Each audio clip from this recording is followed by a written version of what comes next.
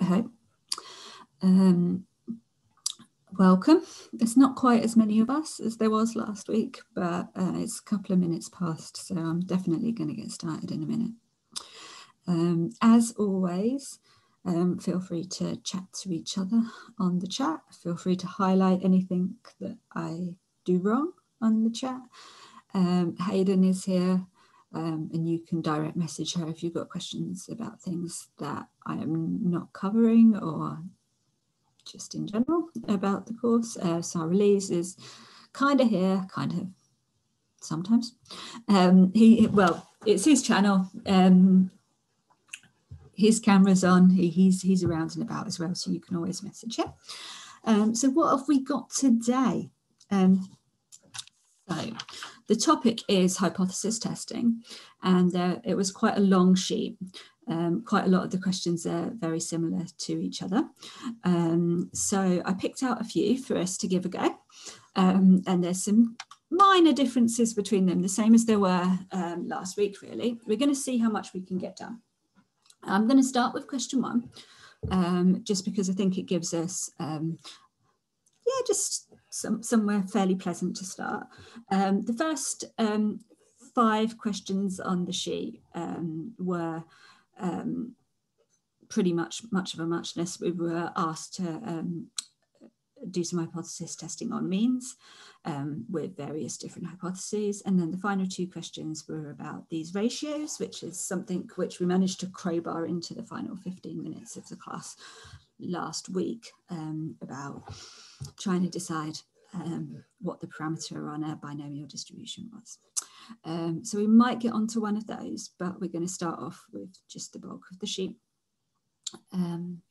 So again, don't worry if you've not had a chance to look at the sheet in advance. I'm assuming from the fact that the number of us is like severely decreasing each week, that you know, maybe that you guys are the ones who've looked at the sheet, which is great. But if you haven't, that's also okay. We will have some little gaps as we go along for you to try things out once you've got a little bit more information on where to start with a question. And I'm hoping that once we've done these few, you should be able to do the rest of the sheet for yourself. So I'm going to start off with question number 1.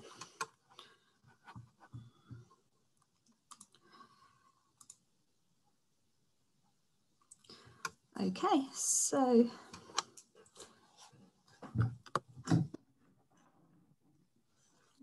try and get everything so that I don't have my notepad on my mouse map. Okay, so the first question we were given, it's about cable, and it's about the load that the cable can take before it breaks. So the company that makes the cable has told us that they think that that the breaking strength is 200 kilos.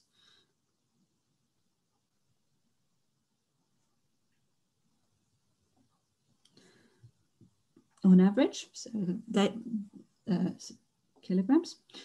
So they think that the mean breaking strength is 200 kilograms and that the standard deviation is 30 kilograms.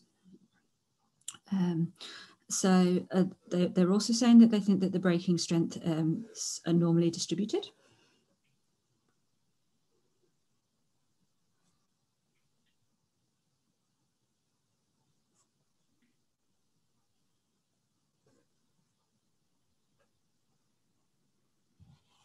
Okay, and the question states that that their estimate of the standard deviation, we can assume that that's correct. So we can say that the standard deviation of the underlying data is that 30 kilograms that the company is stating. So the company has tested 40 pieces of cable. So we know that n is equal to 40. We're going to want to test the hypothesis that they're right about what the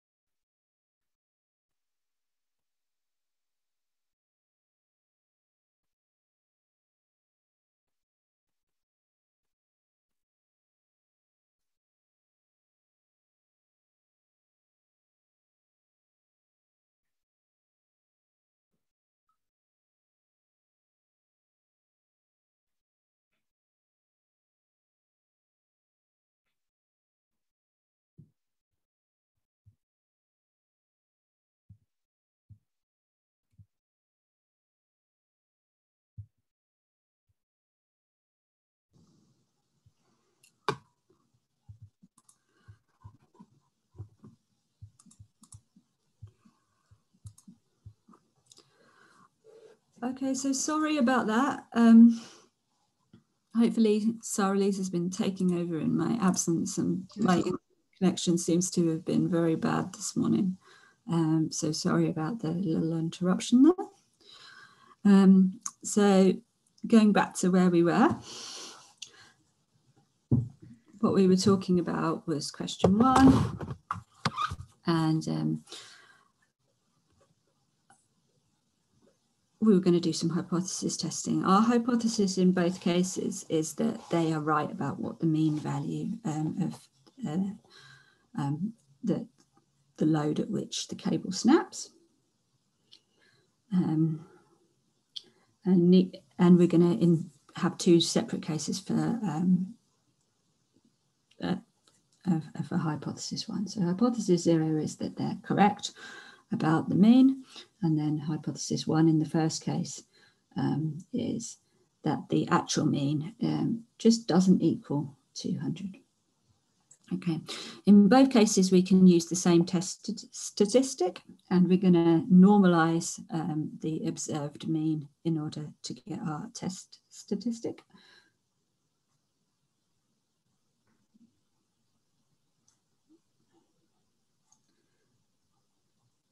So we're going to take off the proposed value of the mean, the 200, and divide by what we would expect the variance of a sample of size 40 to be. So sigma divided by square root of m. Yeah, okay. And the number that we've been given what x bar is.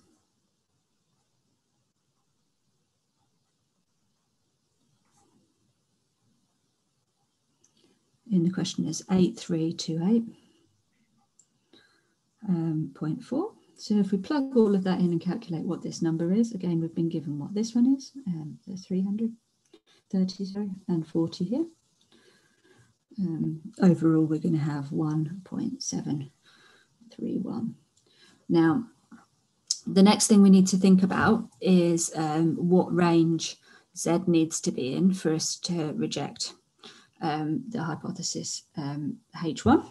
And in this case, when we're looking at, reject H0, in this case, when we're looking at H1 is mu is not, it's just not equal to 200. We can reject on the left-hand side or the right-hand side. And we reject if the modulus of, so the absolute value of our test statistic is bigger than the value of the normal distribution Z1 minus alpha divided by 2. Now we were asked to do this for 2 separate alphas. So we were asked for 5% and a 1%. So if we take alpha equal to 0.05, the 5% one, we then need to look at the Z value here for will reject if the absolute value of Z is bigger than little z 0.975.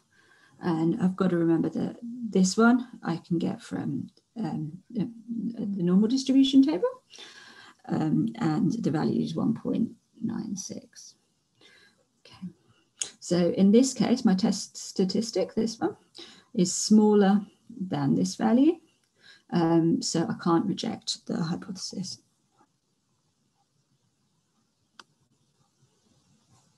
So there's not enough evidence for me to reject the hypothesis H0. And then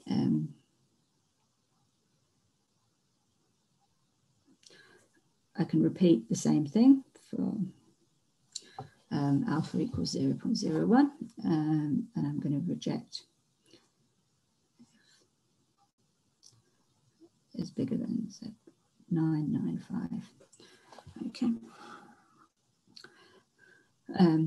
And this number here is in the realms of 2.5. Okay, so the first thing I want you to just have a little think about, and I'm just going to give you maybe 2 minutes or so to have a little think about it, is if I change my H1 hypothesis, if I change the H1 hypothesis to mu is bigger than 200, as in part 2. So I keep my H as H0 hypothesis, mu is equal to 200. And now I'm only interested in the case when they've underestimated what the mean is. What am I going to have to change about what I was doing previously?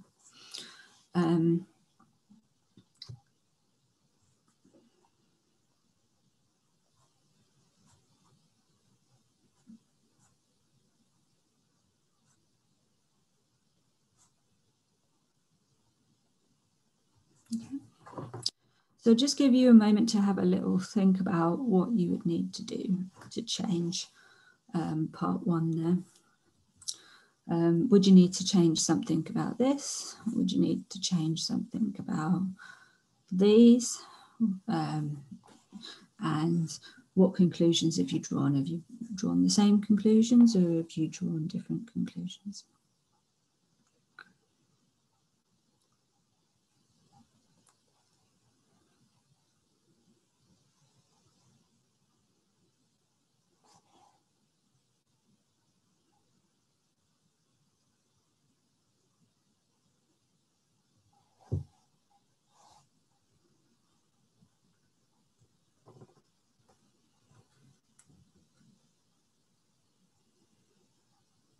So hopefully if we're thinking about the actual mean being bigger than the 200 that the company has told me, I want to be thinking about changing the region in which I'm going to reject the H0 hypothesis. So rather than have the absolute value of Z here, I'm going to want to remove that.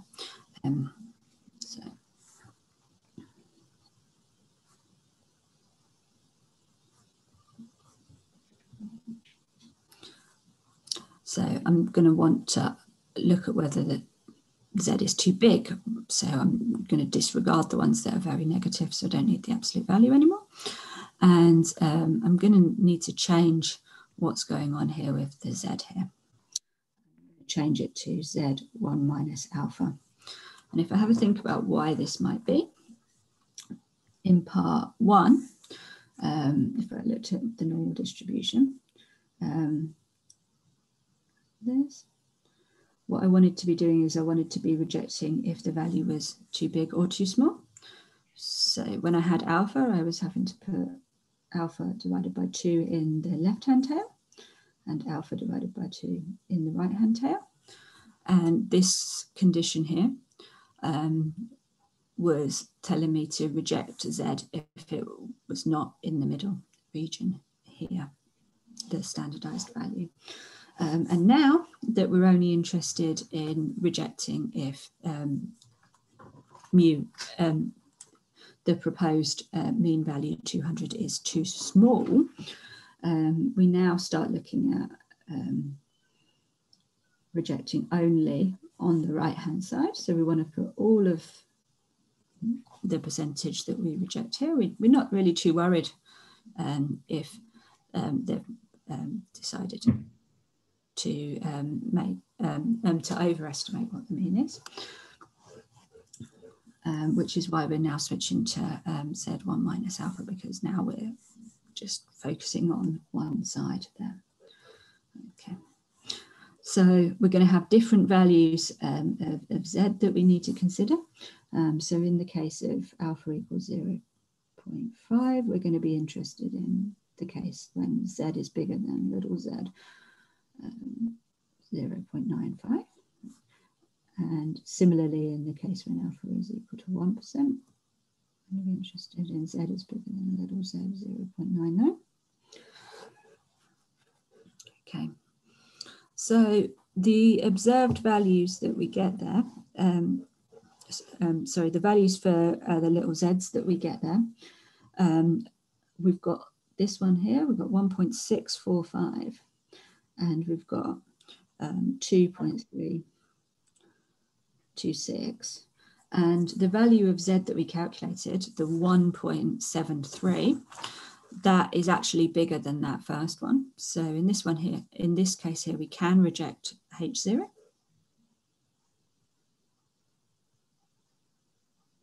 And in this case, we can't.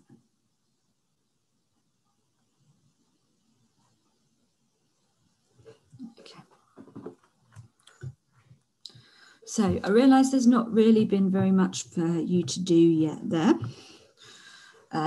So what I wanted to give you a chance to do is question 4, part 1. So in question 4.1, we've got batteries instead of cable. We've got that the company is proposing a mean lifetime of 250 hours, which they claim is normally distributed.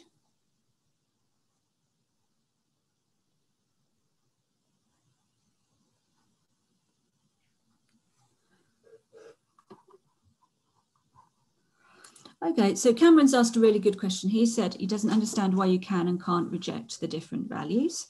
What's going on is in this first case here, well, in both cases, we calculate our test statistic based on the data that we've been given. That's it's a capital letter because it's a random variable, so it's going to come out slightly differently depending on what sample we're using. The same with the little X bar there. It's a random variable that depends on our sample. So we've calculated what we think the standardized value of the breaking strength is, the 1.731.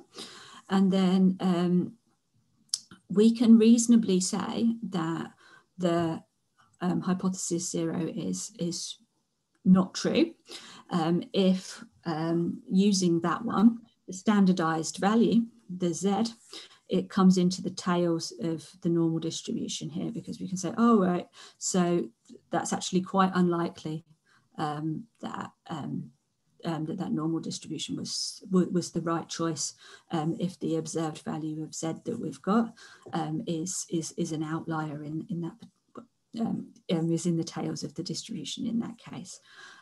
So when we took alpha is equal to 5%, we calculated where these little ends of the distribution were going to be. They were going to be at plus or minus 1.96.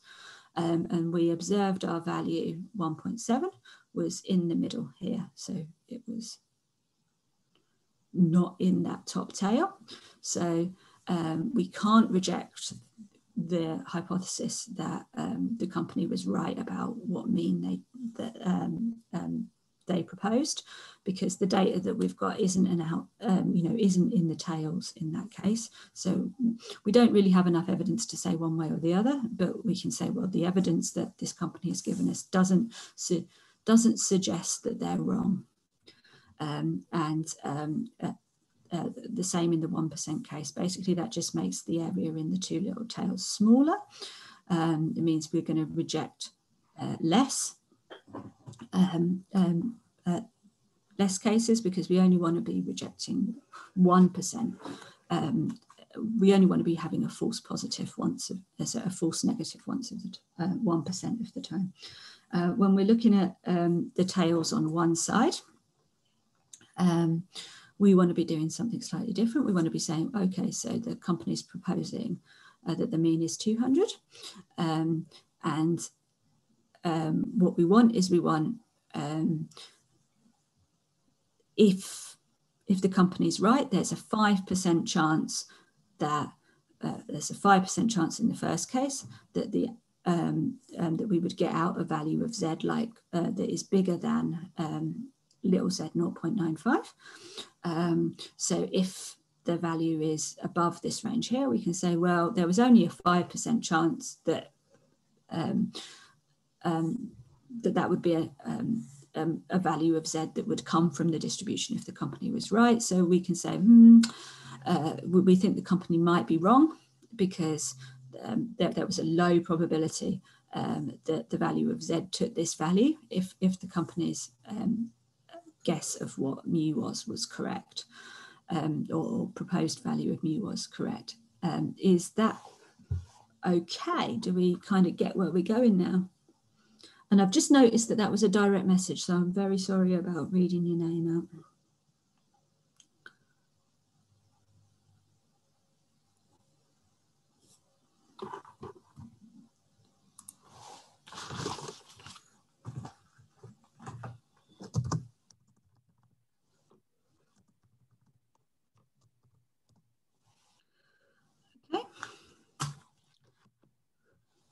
So let's go back to having a go at...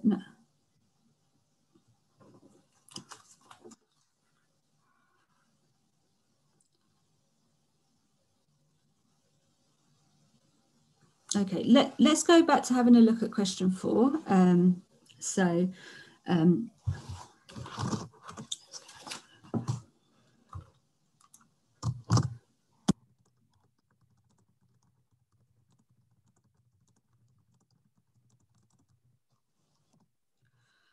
Okay, so with question 4, we're allowed to assume normally distributed again. And our hypothesis is going to be H naught mu is equal to 250, H1 mu is bigger than 250.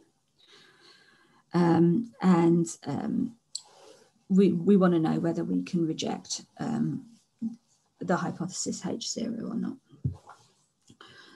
We've been given a mean value, so a standard deviation value of 9.7, and we were given an observed mean of 252.96.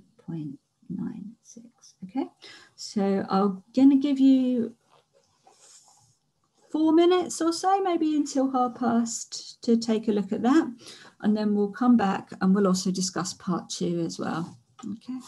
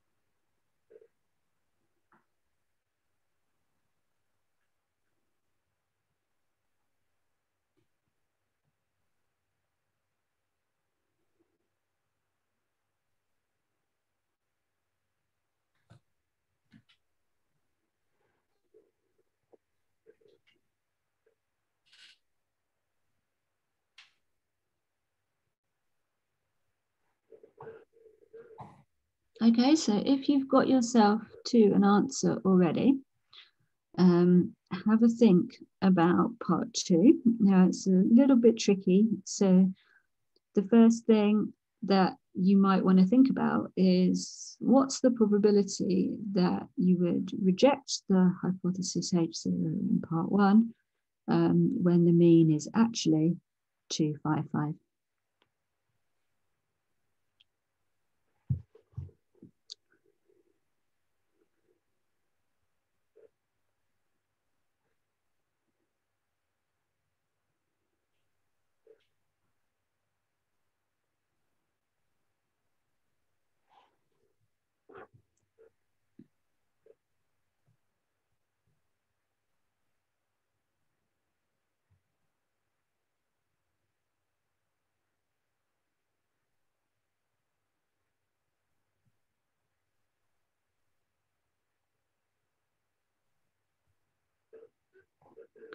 Okay, so the intermediate thing to think about is when do we reject H naught for what values of X bar do we reject H naught? Okay. So hopefully we can have a look at part one in the context of what we were just talking about. I'm going to have the same test statistic, Z, which is going to be X bar minus the proposed mean value, the 250, and then divided by the standard deviation.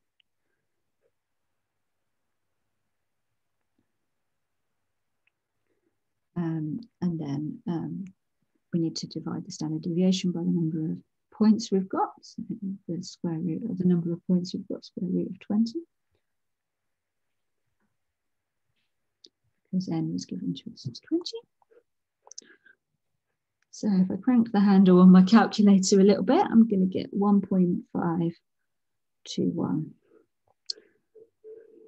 Now, again, like in the second part of question one, I can reject if Z is bigger than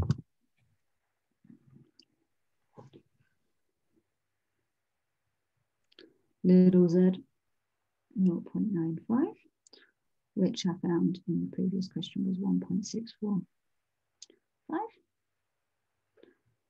Okay, so this condition is not true. So if I put my value of z in, this is not true.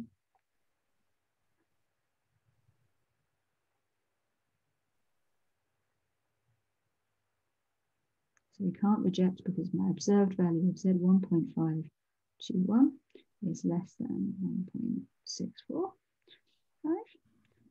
So we can't reject H0. We've not got enough evidence to say that their estimate of what their mean is wrong.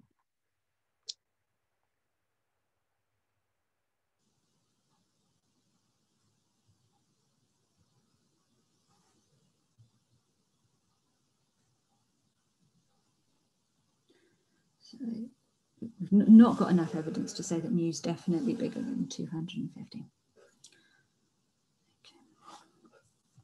So the second part that I pushed you towards was when do we reject the hypothesis H0? So we reject, H0 was that the actual mean lifetime, mu, is equal to 250.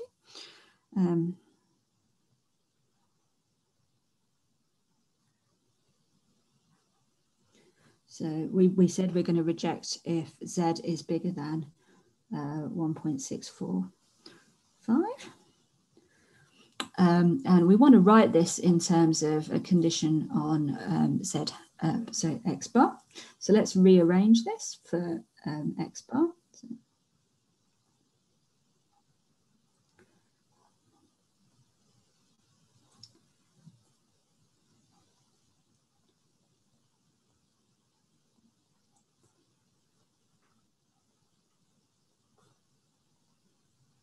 okay.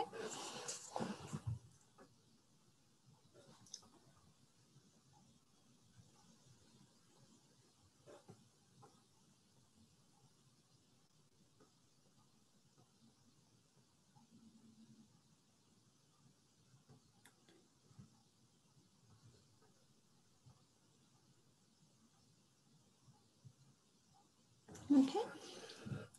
So I've rearranged this condition in terms of Z. So Z is bigger than 1.645 in order to be something to do with X bar. So now I know that if I take a new sample and I observe that the mean of the new sample is bigger than 253.2, that I'm going to be rejecting the hypothesis H0. Okay.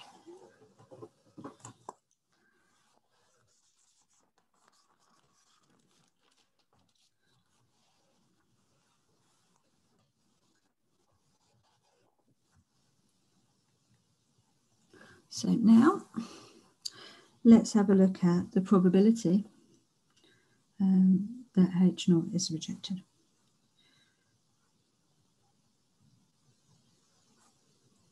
And we've said that this is the same, going to be the same as X bar is bigger than 253.2. Okay.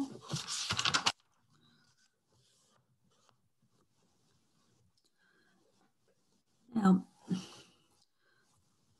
the next thing I want to try and take a look at is I want to put in what the actual value of the mean is. So I've been told what would happen if mu is actually equal to 255. So I'm going to want to transform this probability in some way.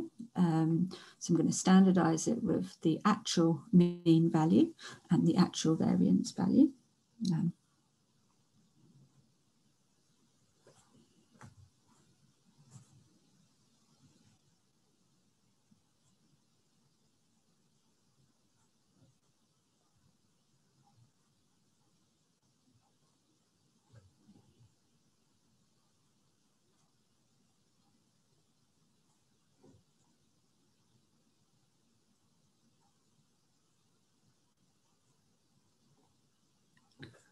Okay.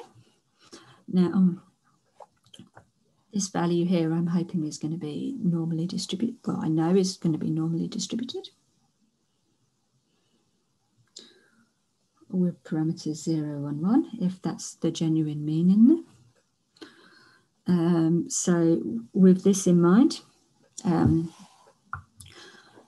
you should be able to now get yourself a final number for that. So we can rename this thing. Well, let's not rename this thing. Let's say we know this thing is distributed normal, not 1. We know this is just a number. So what I can say is that this probability is 1 minus the CDF of the normal distribution with this number plugged in.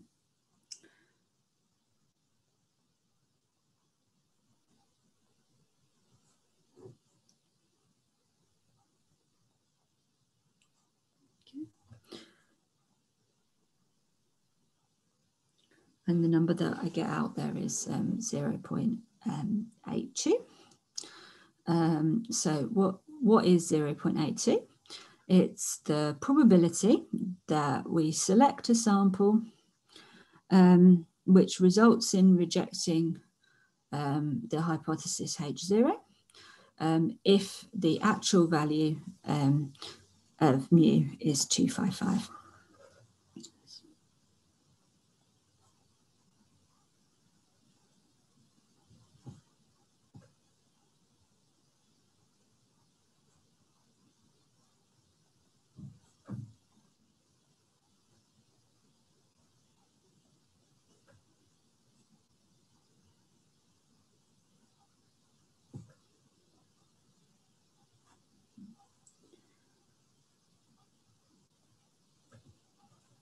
Yeah. Okay. And you should be able to do something relatively similar for the case when the actual value of mu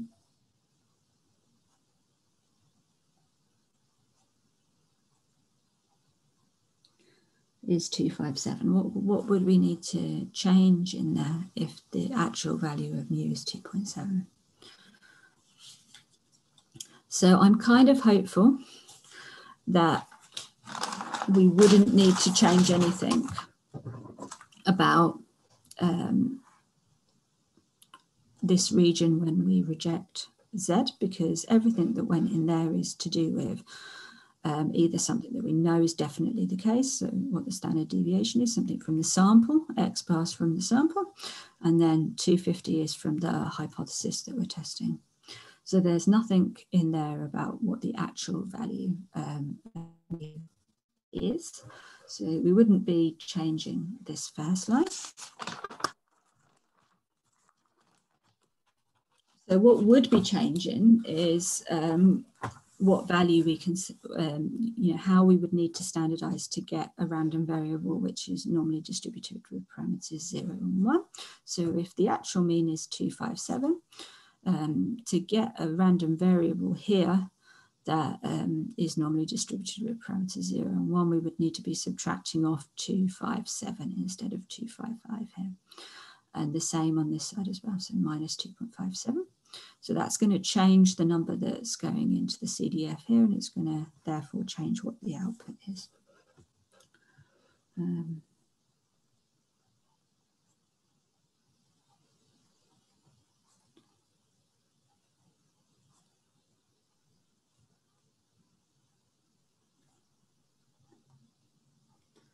And the overall answer that you're going to get is 0.9. Okay. Now, I was thinking about covering question 7 as well, but because we've only got 5 minutes left, what I would like to set you to do instead is take a look at question 3. So question 3 is similar to the 2 that we've looked at so far. This time we've got light bulbs. We're back to our traditional light bulbs. And we've got mean lifetime of 180 hours, or say 1,800 hours as a mean lifetime.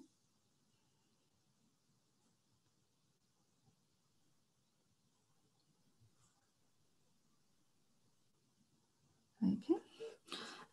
We've got a sample of 250 light bulbs, so we're sampling a lot of light bulbs there. And we've been told that the observed mean is 1794.6 and the observed standard deviation is 2484. And that's all the information that we've been given. So we've not been given anything about being allowed to assume normal distribution or anything like that. So what we've been asked to test is our hypothesis H0 is going to be that estimate for the mean is correct. So the mean is actually 180 versus the H1 hypothesis that mu is not equal to 1,800. Sorry. We want to test at the 5% significance level. What are we going to have to change about what we were doing in the other 2 questions in order to be able to do this? What's changed about our assumption set? And therefore, what are we going to have to change? So I think I'll give you a hint that the only thing that's really changed is that we don't know what the definite value of the variance is. Because we've not assumed that we know what the variance is. And we've also not assumed anything about normality of the underlying information. So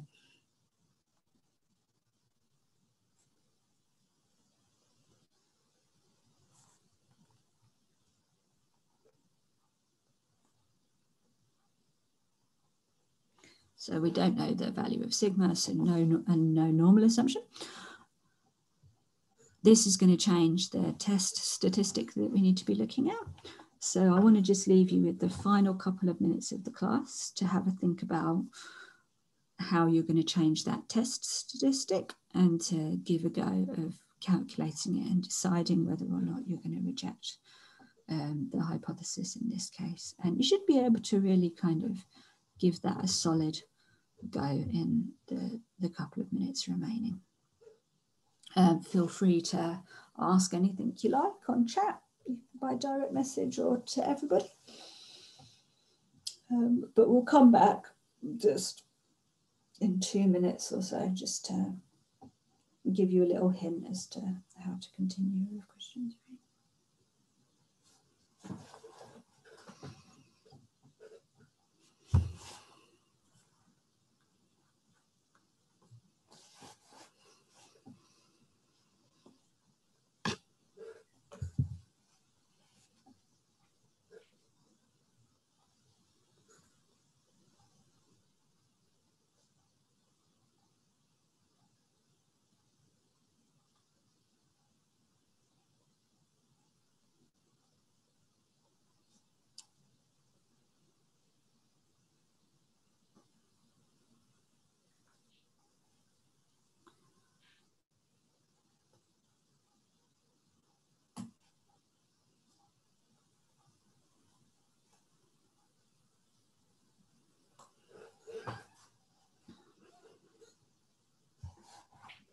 Okay, so hopefully you've been thinking, oh, so the thing that I can't do with my test statistic is I can't divide by sigma anymore because I don't know what sigma is. Hopefully that's the key thing that you're thinking. So my test stat, which I'm going to call capital Z, is going to be the observed mean minus the proposed one, so minus mu0, which is this one, 1,800. And then I'm going to divide by the standard deviation of the sample, so the square root of this value, and divide the standard deviation by the square root of n, so that what's on the bottom here is the is an estimator for the standard deviation of the sample. So plugging in all of those values is going to give me z is equal to minus 1.713. And similarly to the previous, to part one of question one, we're going to reject if the absolute value of z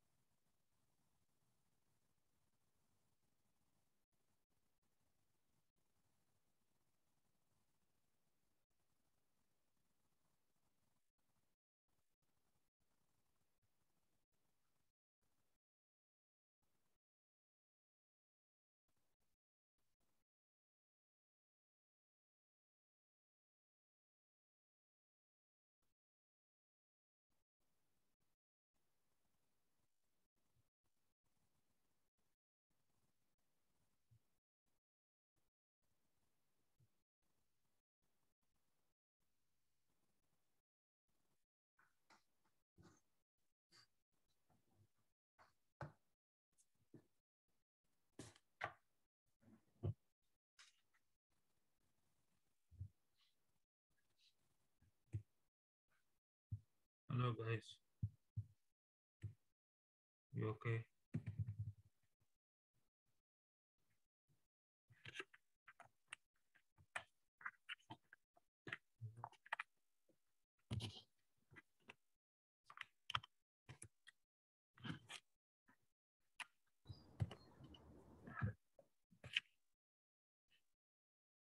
How are you guys doing? Okay?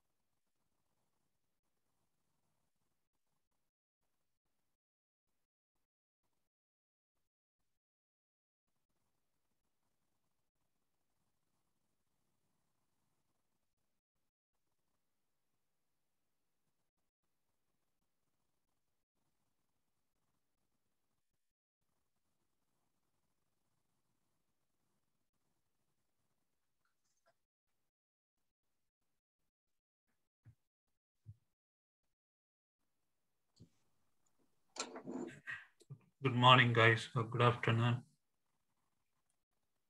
So this week is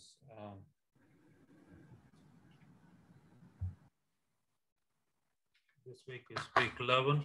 Yeah. So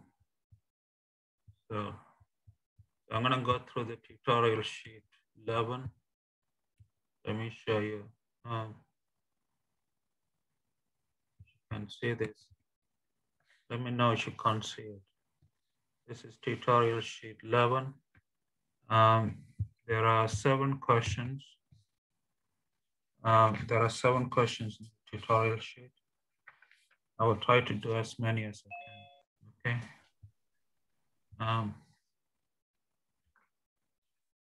Okay, guys. So let's start with question 1. Can you see it clearly, guys, or no? Is it blurred as usual? Let me try. Okay, can you see it now? Okay. If you can't see it, let me know, guys. Okay. So this tutorial sheet is on test of hypothesis. One sample test of hypothesis. So here you have a manufacturer with the mean breaking strength of 200 kg and the standard deviation of 30 kg. And you're assuming that the standard deviation is known, the population standard deviation is known, and the sample size is 40. And we are trying to test this versus this and this versus this at alpha equal to 0.05 and alpha equal to 0.01.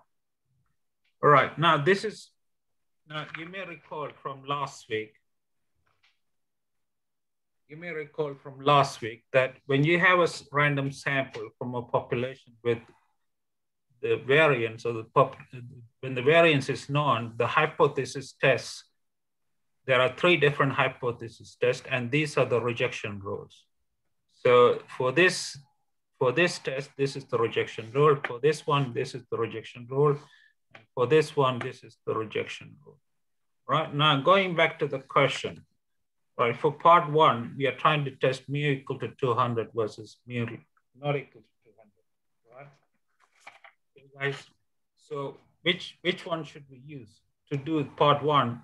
We should use this rejection rule, right? You get me or not? Hello, guys. Talk to me.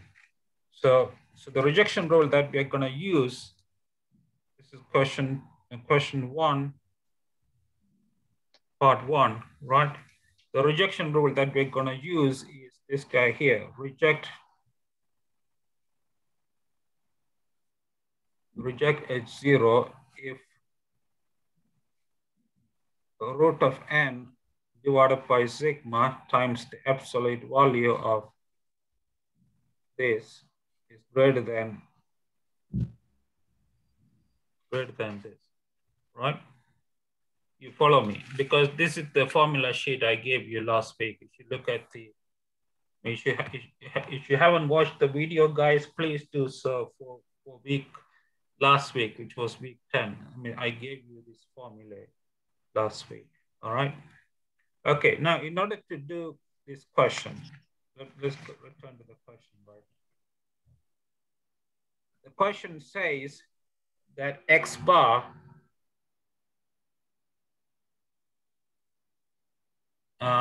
excuse me, what am I doing? Question 1, part 1. Oh, okay, the question says that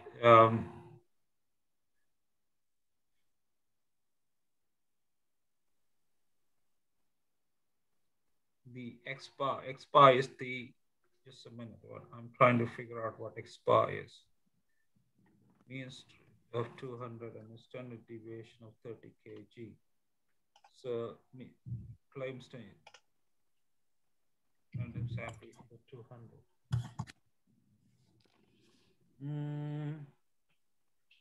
Let's just say what X bar is here, guys. Just a minute. Let me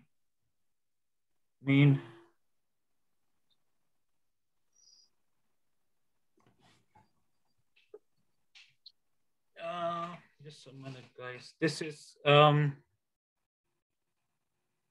yeah, okay, let me write down what is given to us. Your sample size is 400, right? That's given to you.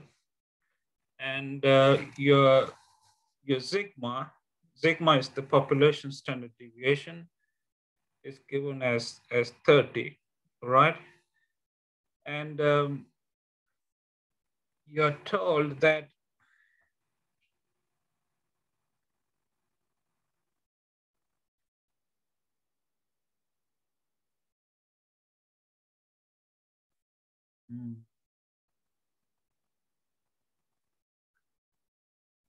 okay, you're told that the X bar is the sample mean, right? The sample mean is 1 over n, remember, times the sum of xi.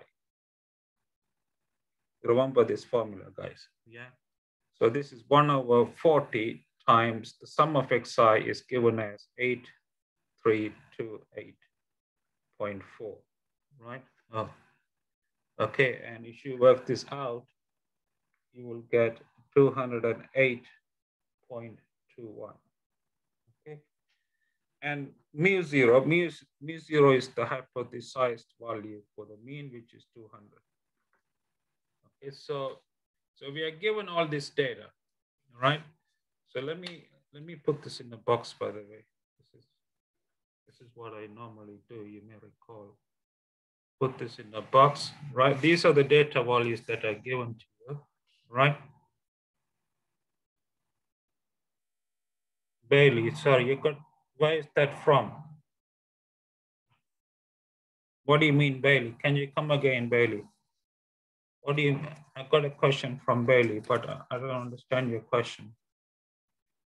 This 83284, yeah, it's here, sir.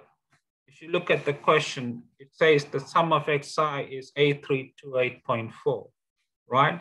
So the sample mean is this divided by n. N is the sample size, which is 40. So if you divide this by 40, you get this as the sample mean. Do you get that, Bailey? Because the question says, if you read the question, sir, it says the sum of xi is 8328.4. All right. Okay, so we got all this information, right? Now, so the left-hand side, let me call this a star, just for sake of notation. So the left-hand side of star is going to be equal to the following. It's going to be 208.21 and take away 200. Okay, and then I'm going to multiply this by root of n, which is root of 40, divided by sigma, which is 30, right? Now, if you work this out, this will be 1.731. Okay. Okay, guys. Right. Now, we are given two different values for alpha. You are told alpha is 0.05. Okay, so if alpha is 0.05, right, then the right-hand side of star, which is this guy here, Z1 minus alpha by 2, is gonna be, I'm sure you guys know how to read the table for the normal distribution. This will be 1.96. So clearly this number here, 1.731, is not greater than 1.96. So since 1.731 is less than 1.96, there is no evidence to reject the null hypothesis. Okay, do you see what I'm saying? Because the rule is that you reject the null hypothesis if this guy is greater than this guy. All right, but in this case, the left-hand side is 1.731 and the right-hand side is 1.96. So this is not greater than this. So the conclusion is that there is no evidence to reject the null hypothesis. All right, now let's take the case if alpha is 0. What's the other case? 0.01. 0.01, right? In this case, the right-hand side of star,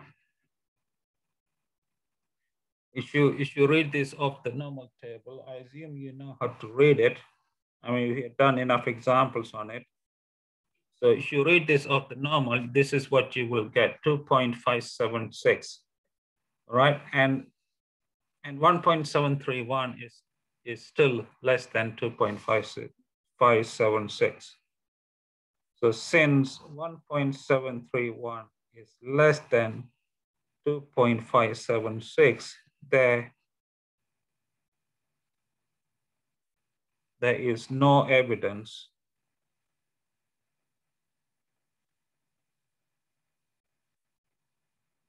to reject the null hypothesis. All right, guys, did you all follow what I did here, guys? Or no? Hello, guys. So it's just a matter of computing the left-hand side and the right-hand side and comparing the numbers. So if the left-hand side is greater than the right-hand side, then you reject the null hypothesis. And if it is not, then you say there is no evidence to reject the null hypothesis. All right, guys. Hello, talk to me. Are you okay so far?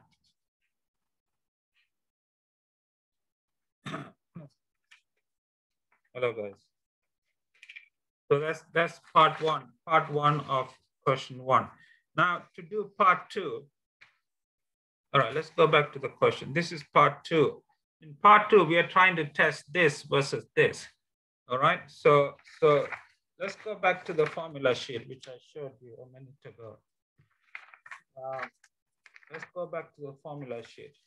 So if you go back to the formula sheet, which one do you think applies here? See, we are trying to test mu equal to 200 versus mu greater than 200. So the rejection rule that applies is this one, is the second one, right? So this is question 1, part 2. So we reject H0 if root of n divided by sigma times x bar minus mu 0 is greater than z1 minus alpha. So this is the rule, right? This is the rule that you need to use. So once again, let me put this in a box and call this star, right? Okay, now, once again, we know that, okay, just let me write it down. Mu 0 is 200, n is 40, sigma is 30, and x bar we worked out already is 208.21. All right, okay, guys. All right, now let's see what happens. So the left-hand side of star, right, is gonna be root of 40 divided by sigma, which is 30, times x bar, which is 208.21, take away 200. All right, now if you work this out, this will be 1.731. Okay. Now, if alpha is 0.05, then the right-hand side of star, right, is gonna be 1.645, right? I'm sure you know how to read the table, right? So the right-hand side is this guy here, Z1 minus alpha. So when alpha is 0.05, this guy is 1.645. Clearly, 1.731, this number here, is greater than 1.645. So the conclusion here is that there is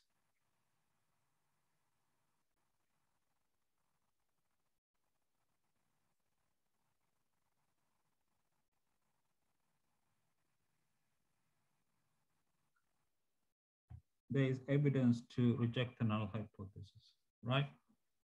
You follow me? Yeah. All right. Now, if alpha is 0.01, then the right-hand side of star, right, which is this guy here, is equal to 2.326. Okay. And 1.731 is less than 2.326. So the conclusion here is that there is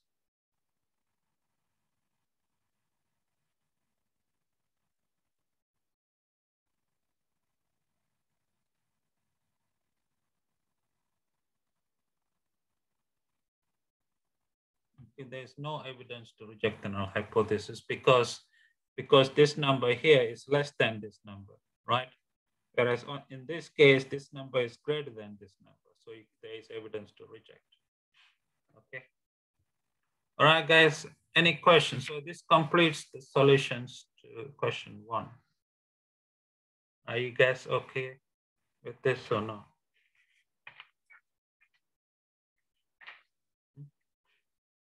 Hello, guys, talk to me. Are you okay? Thank you. All right, so let me go to the next question. So we're done with question number 1. So this is done.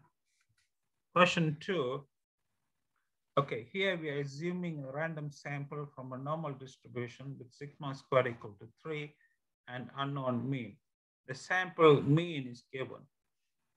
First part, use the data to test this versus this at the 5% significance level. All right, that's easy, right?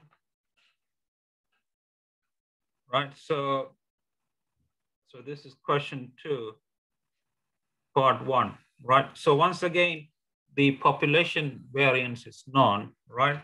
So the formula that we need to use, are these ones, one of these 3, right? Okay, now we are trying to test mu equal to 0 versus mu greater than 0, right? So which one should we use? We should use the second one, right? This is for this. The first one is for this. For the second, this is for the second one. Okay, so we are trying to. So here we will reject. We will reject the null hypothesis if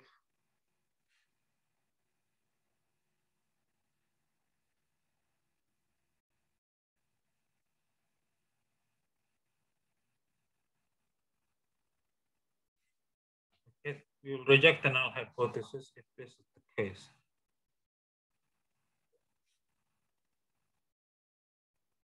Okay, call this once again star. You follow me? Okay. Now let's go back to the question and let's see what we are given. We are told that n is a sample size is 10. Okay, we are told that n is 10. We are told that mu0 is 0, right? And we are told that sigma squared is 3, or sigma is square root of 3, right? And we are also told that x bar is 0.7. Okay, all this, we are given all this data, right? So the left-hand side of star is gonna be root of n, which is root of 10, right? Times x bar. X bar is 0.7, take away 0, divided by sigma, which is square root of 3. And if you work this out, sorry, excuse me. If you work this out, this will be 1.275. Okay. And the right-hand side of star, we are using 5% significance. So alpha is 0.05, right? So if when you say 5% significance level, that means alpha is 0.05. So this is Z or Z 0.95, right? And if you work this out, this will be 1.645. Okay, so this is the number for the left-hand side, and this is the number for the right-hand side. And clearly this is less than this. So the conclusion is that, there is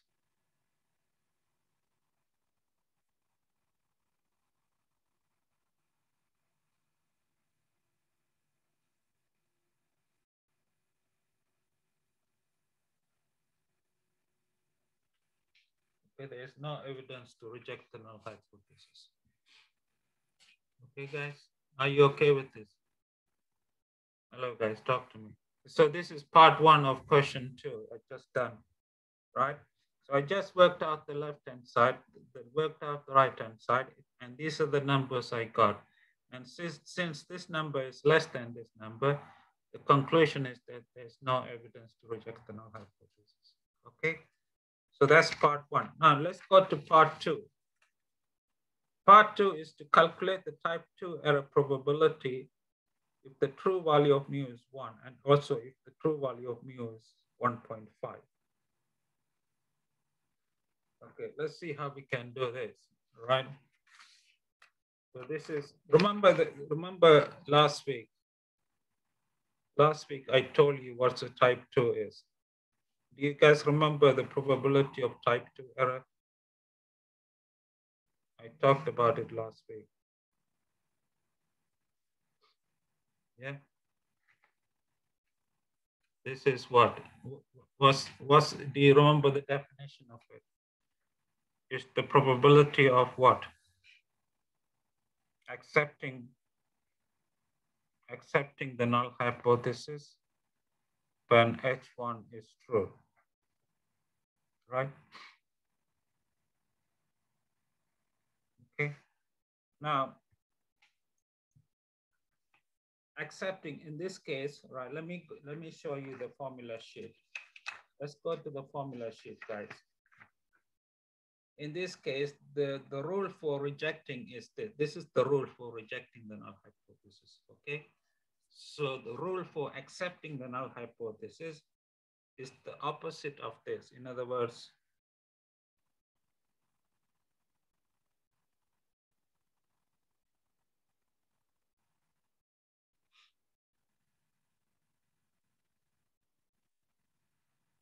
right?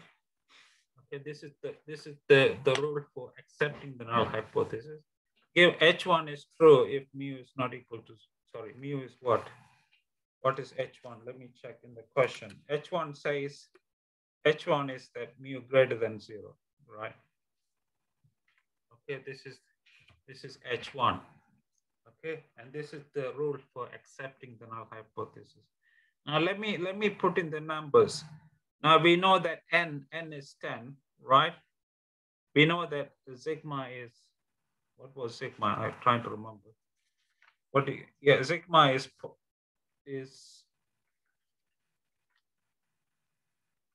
what was sigma? Let me check. Sigma is 3. Yeah, root. Sigma is 3. So this is root of 3. Yeah. Then x bar minus mu 0 is 0. And we know that alpha, we are using 5% significance levels. So this is 0.95, right? Given mu is greater than 0, right? Are you guys with me? Yeah. Let me know if you're not. Okay, now to do this question, to proceed with this question, we need to assume one of these values for mu. So let's assume that mu is 1, right? Okay, so this is gonna be, to do the first part, I'm gonna assume that mu is 1. Okay, and then I will consider the case that mu is 1.5 later on. So if mu is 1, then this probability is the probability that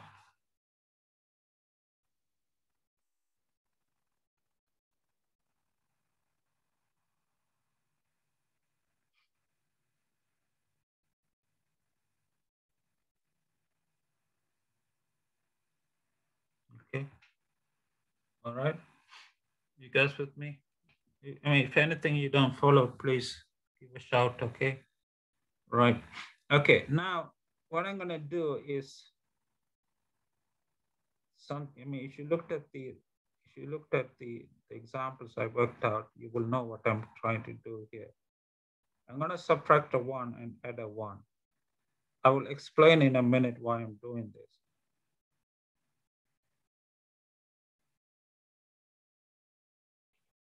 Then the next thing I'm gonna do is take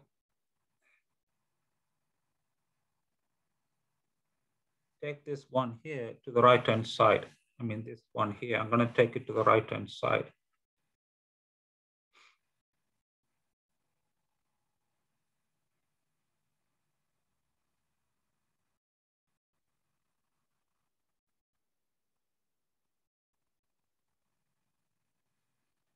Yeah, okay. Now, you should look at this guy here. You should look at this. What can you say about the distribution of this? I mean, do you guys remember that? Okay, let me write down a result. I think this may ring your bell. I mean, this may ring a bell to you. If you have a random sample, which IID, from a normal distribution with parameters mu and sigma squared, right? Then you probably remember this result. If you don't, look at the video that this is a result I talked about a while ago when I talked about the normal distribution. This is something I mentioned to you, okay? Right? Do you remember this result, guys, or not? This result here, right? That if you have a random sample from the normal with these parameters, then this guy has standard normal, right? So that's what I'm going to use here, because we are assuming that the sample is from a normal distribution with mu equal to 1. This guy here must have a standard normal distribution, right? So because of this result, right, the probability above must be the probability that a standard normal is less than or equal to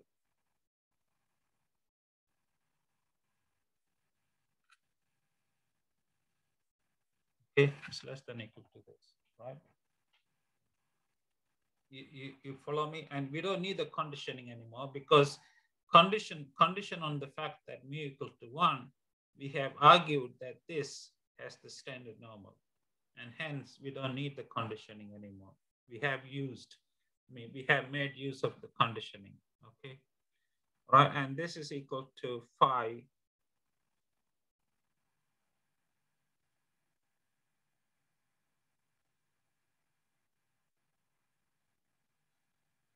okay? And if you work this out from the normal table, this will turn out to be 0.43, right? So this is part 2 of question 2. Are you okay with this or not? Let me know if you're not. Hello, guys. I mean, the tricky part is to note this result here, right, and argue that this thing here should have the standard normal distribution, right? Okay. All right. All right. The next thing I'm going to do, all right, this is only when mu is 1. Now, you're also asked to do the same thing when mu is equal to 1.5. All right, so let me repeat this. So let me go back here. Now I'm going to assume that mu is equal to 1.5, right? So this probability will be equal to the probability that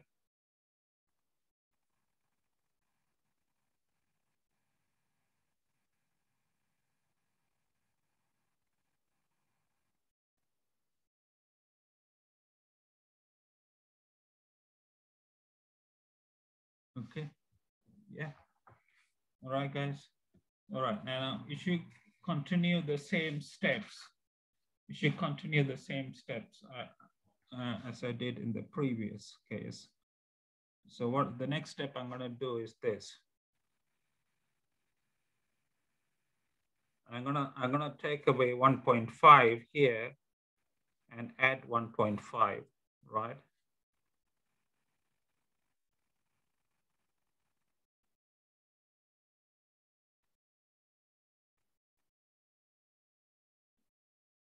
Yeah. And then I'm gonna take this guy here to the right-hand side. So this will become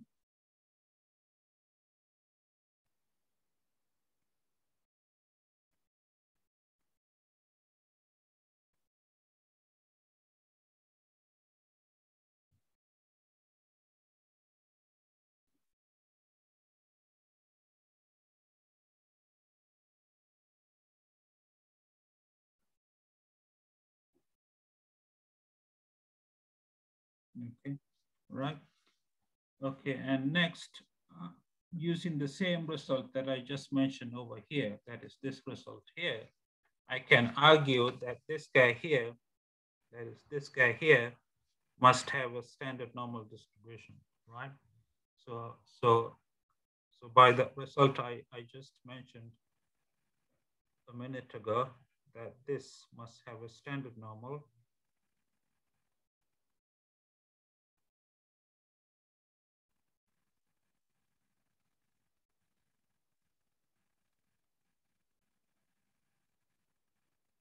Okay, right? And this you can write as capital phi at z 0.95 minus root of 10 divided by root of 3 times 1.5.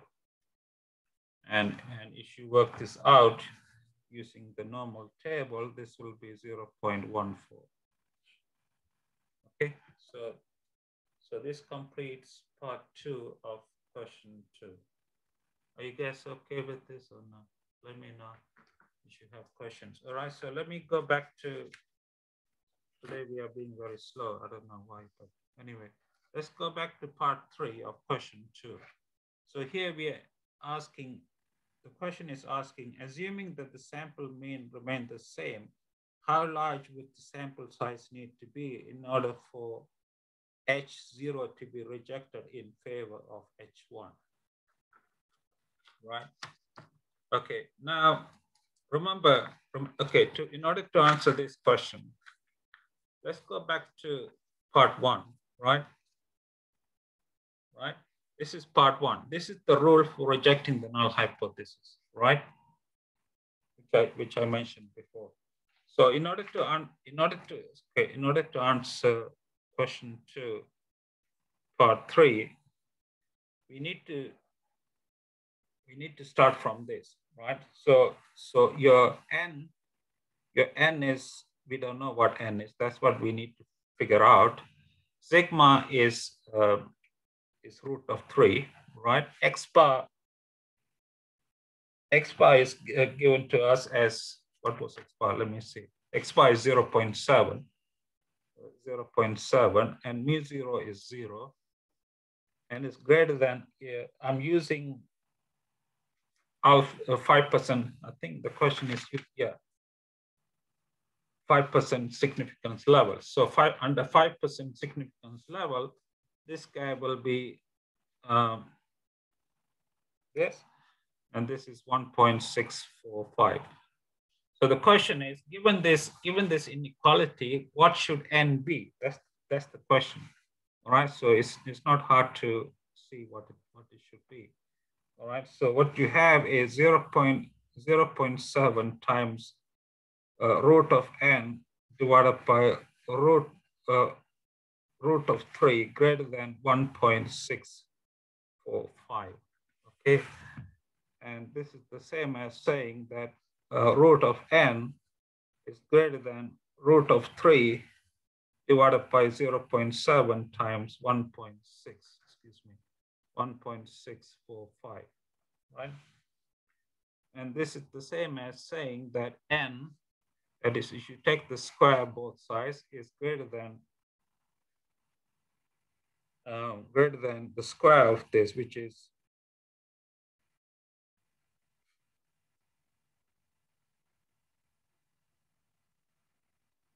all right. And if you square this, you will get, if you work it out using a calculator, you will get to be 16.5675, right? And clearly n cannot be a decimal point, n must be an integer. So that's the same as saying that n must be greater than or equal to 17, right? So the answer to the last part of question 2 is that the sample size must be greater than or equal to 17. All right, guys? Are you okay with this or not?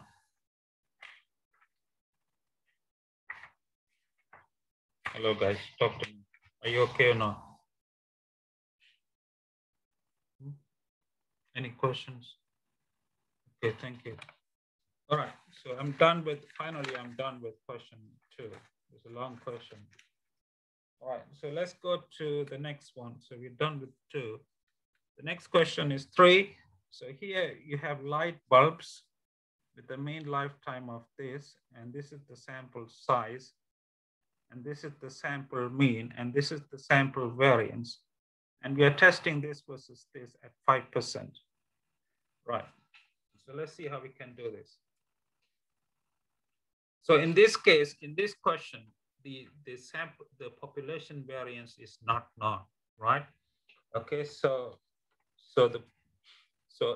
for this question, you need to use the case where the population variance is not known, and you're trying to test mu equal to 1,800 versus mu not equal to 1,800.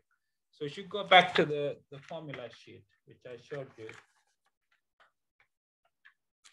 This is the formula sheet. We cannot use any of these tests because here we are assuming that the population variance is known. So we need to go back to this, right? These are the formulas for rejection when you assume that you have a random sample from normal, but the population variance is unknown, right? This is the key part, right? So in this case, you have 3 hypotheses and the corresponding rejection rules. So for this hypothesis, the rejection rule is this one, right? Okay, so we're gonna use this rejection rule, right? So we reject H0 if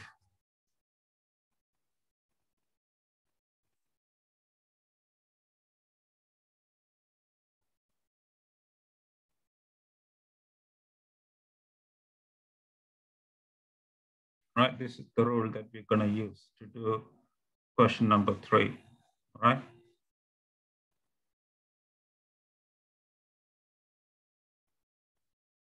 Okay, let's call this start. Right, now let's return to the question. Let's return to what it says. Right, according to this question, your n, the sample size is 250, right? And your sample mean is 1794.6. And your sample variance, which is S squared, your sample variance S squared is equal to 2484. And your mu 0 is 1800. And your alpha is 0.05. All right. So these are everything that is given to us. So basically what we need to do now is to work out the left-hand side and the right-hand side and compare them. So let's start with the left-hand side, okay? The left-hand side of star is gonna be root of n, which is root of 250, divided by s, which is root of 2484, x bar, which is 1794.6, mu 0, which is 1800.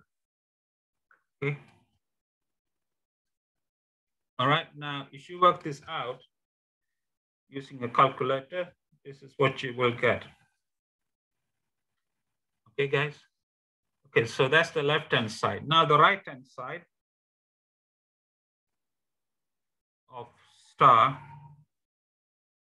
is gonna be t n minus 1. N minus 1 is 250 minus 1, which is 249, and your alpha is 0.05, so that will be 0.975, right? And if you read this off the table, this may not be in the table, so you may not be, I mean, this 249 may not be in the table, so you need to find the closest degree of freedom, right? If you do that, you will get something close to this.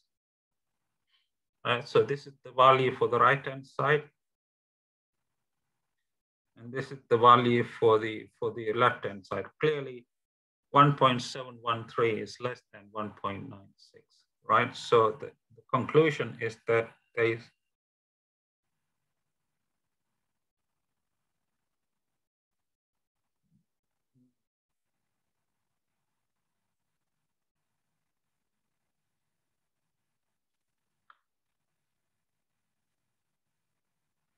there's no evidence to reject the null hypothesis.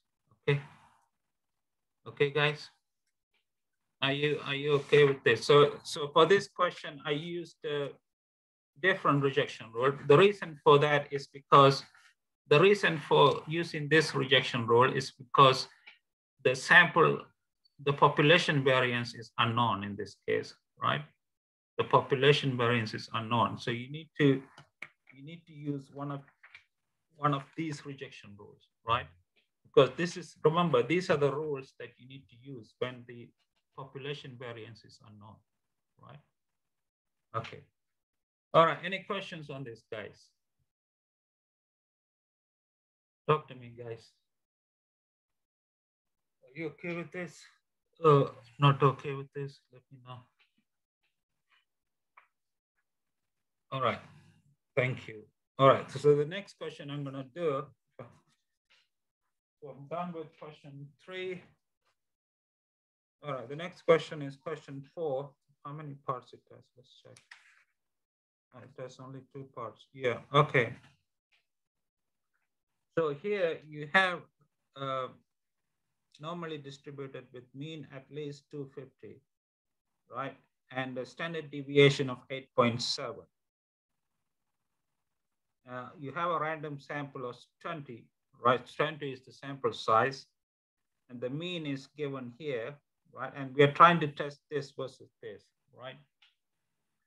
The first part is to do a test at the 5% significance level, right? All right, let's see how we can do this. It shouldn't be difficult. So in this is question 4, part 1, right? In this question, can you write down the arc? Can you write down the arc command for that? Yes, my friend. I will write it down. Just a minute. Yeah, for this thing here, guys. The arc command for this is this QT brackets 0.975 comma DF. DF stands for degree of freedom, equal to 249, right? So this is the command. This command, if you type this in R, it will give you something close to 1.96.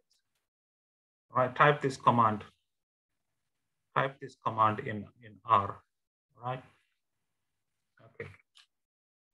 All right, let's go back to question 4. So here, now the question says that the population standard deviation is 8.7, right? Okay, so let me see, what's the problem with the camera again? Okay, it says that the population standard deviation is 8.7, right? So that means for doing the test, right? For doing this test, you can assume that the population standard deviation is known, right?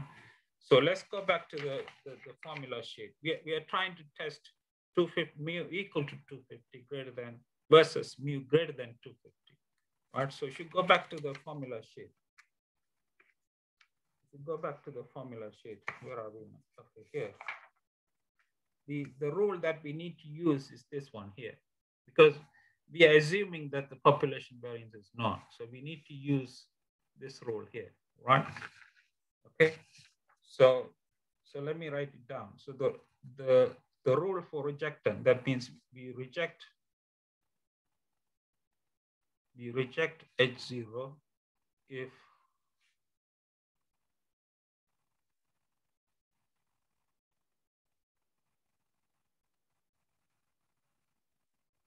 right. This is the rule, right? So once again, let me put this in a box and call this star. Okay, right? Okay, all right. Now, as usual, I'm going to compute the left and the right hand side of star, right? Okay, before I do that, let me write down what is given to us. All right, we are told that n is 20, right? And sigma is 8.7, right? And we are told that x bar, as a sample mean, is 252.96. And we are told that mu0 is 250.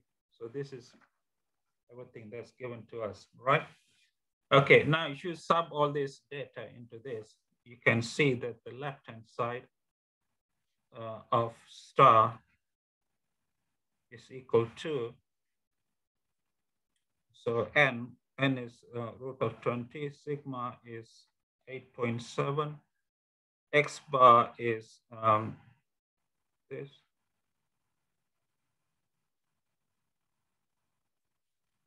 All right, so if you work this out, this will be 1.521. Right, so this is the left-hand side of star. And we are using 5%, all right? So the right-hand side of star with alpha equal to 5%, right? Which is 0.95. This is gonna be 1.645, right? And clearly this number is smaller than this number, right? Okay, so the conclusion is that there is no evidence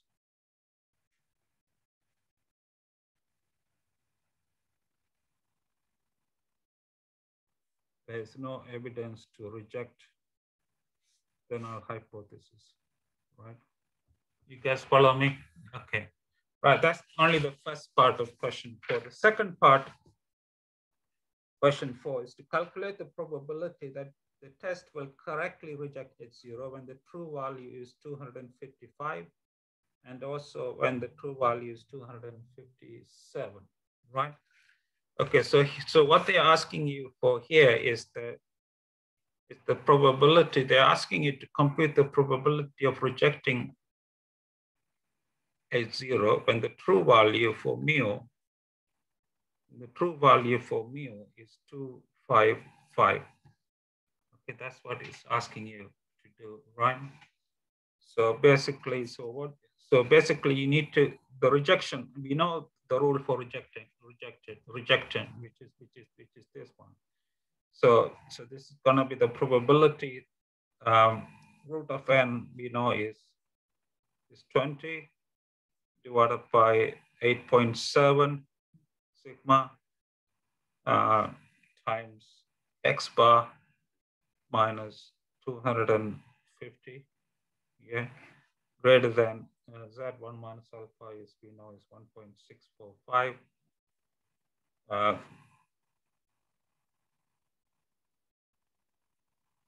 Like this, okay?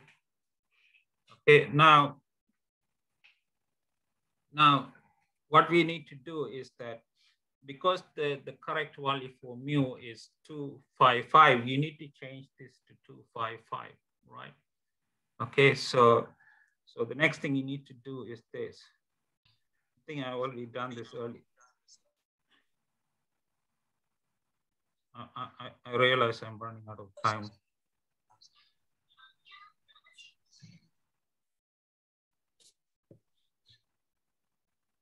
You see what I've done? I have, right? I have changed this to 255 and added a 5, right? So I haven't changed anything. Okay, the next thing I'm gonna do is I'm gonna take this number 5 to the right-hand side. So this becomes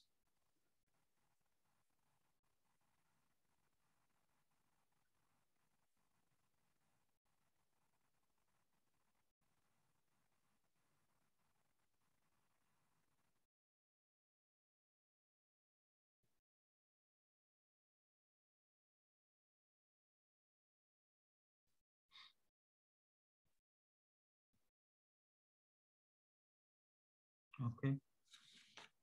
All right, and okay, now condition on this fact, condition on the fact that the true population mean is 255. This guy here, because of the argument that I made earlier, I think it was in question 2 or something. So why did not do this in the previous example? I think it was 211. I think I did that, Bailey. I mean, if you remember what I did, if you look at 211, Bailey, just a minute. I did the same thing in 211, yeah. Like here. Is this what you mean, Bailey? I mean, I did the same thing. I did the similar kind of stuff from here to here to here. I did the same thing, similar thing. So I'm doing the same thing. I'm going through the similar procedure for, this is question 4 too.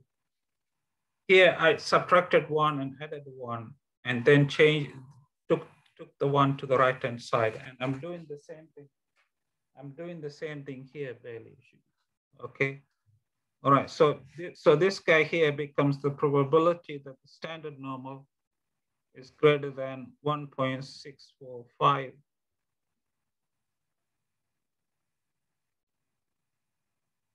Okay, all right, and you can read this as 1 minus phi at 1.645. I'm sorry, I run out of time already, but like this. And if you read this off the table, you will get a number which will be, I think, 0.82. All right, so this completes part of, this basically completes question 4. All right, I'm sorry I ran out of time. Sorry for that, okay? All right, guys, so the last 3 questions, 5, 6, and 7, I'm sorry I don't have time to do them, but I will post the full solutions to all 7 questions on Thursday of this week. If you go to the website, you will see the typed solutions, the video solutions, and the handwritten solutions for all 7 questions. All right, guys, have a great day. And one final thing, if you haven't done the UEQ, could you please complete it ASAP? I think many people haven't done it. I mean, I sent thousands of emails, but still haven't done it. I would appreciate it if you could kindly complete it ASAP. Okay, thanks a lot, guys.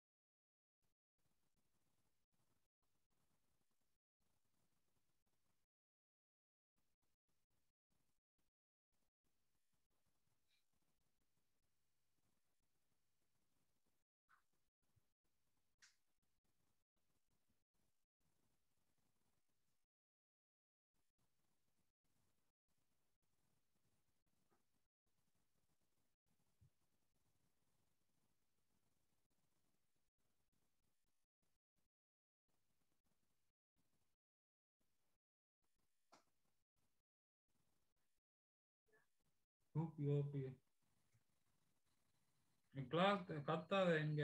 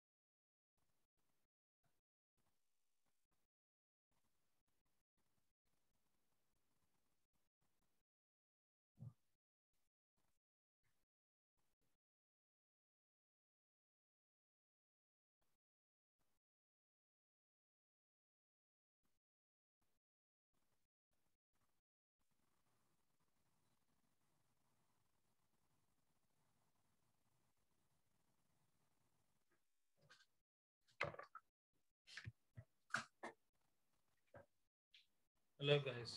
Sorry for the delay. This is week 11. So I'm gonna go through the sheet for week 11, which, as you can see, is here right now. As you can see, it contains 7 questions. I will try to do as many as I can. I will start with question 1, and okay. I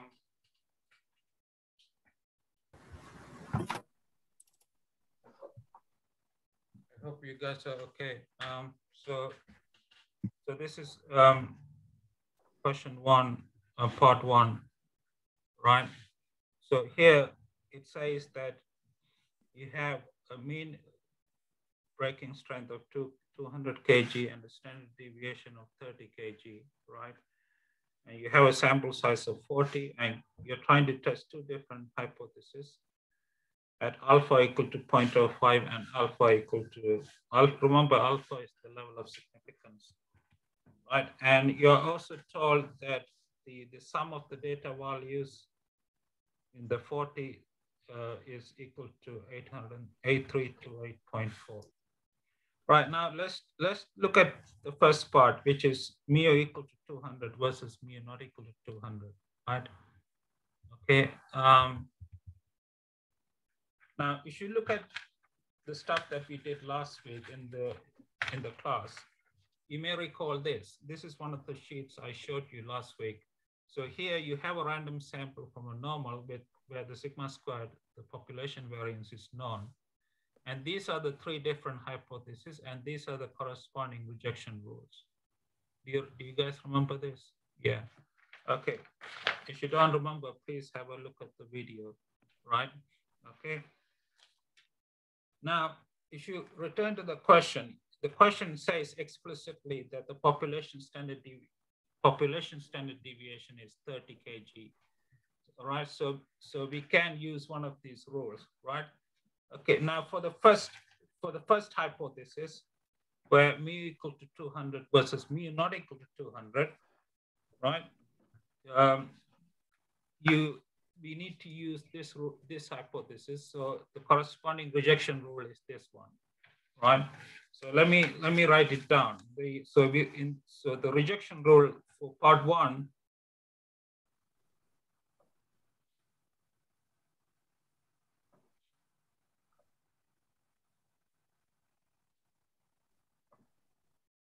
is this.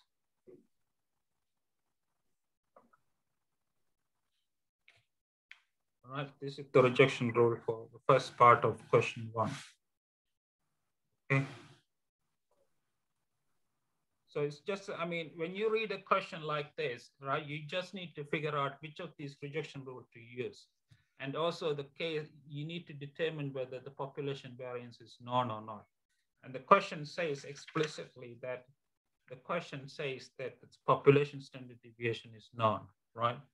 So let's write down what is given to us. So n is the sample size, is given to us as 40, right?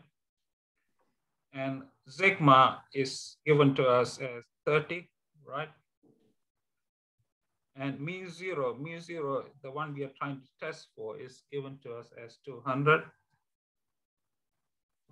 And x bar is the sample mean, is given to us as 1 over n, which is 1 over 40 times the sum of the xi's.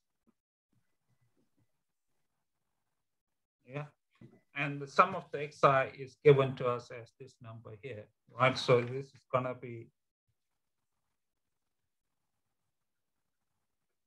8328.4 divided by 40, right? And this is, if you work this out, this will be 208.21, right? Okay. All right, guys.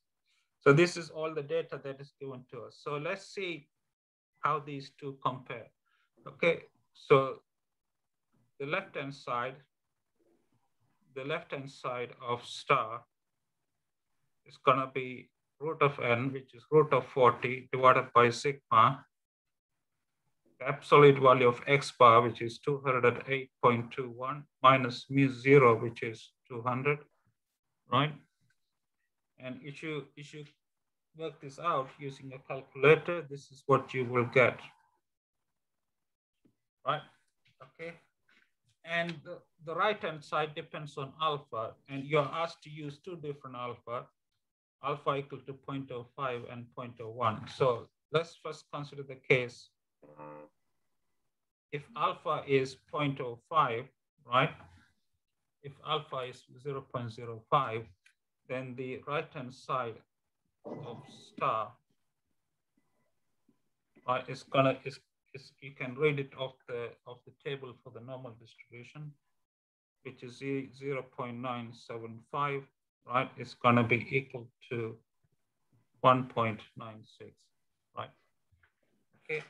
Now clearly 1.731 is less than 1.96. So in other words, this inequality does not hold, right? Because this is less than this. So the conclusion is that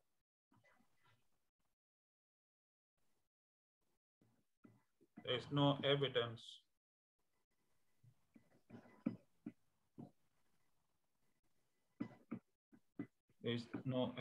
against H0, right? Okay. You follow this or not? Hello, guys. Okay. Do you see what I have done? I have computed the left-hand side and the right-hand side. The left-hand side turns out to be 1.731.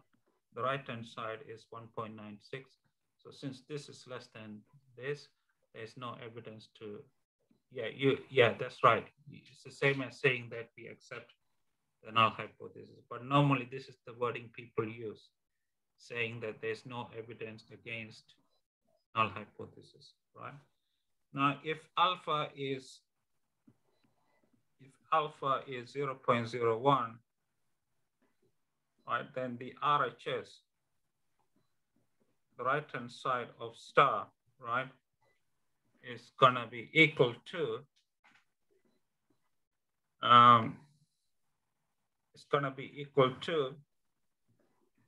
Z 0.995, right?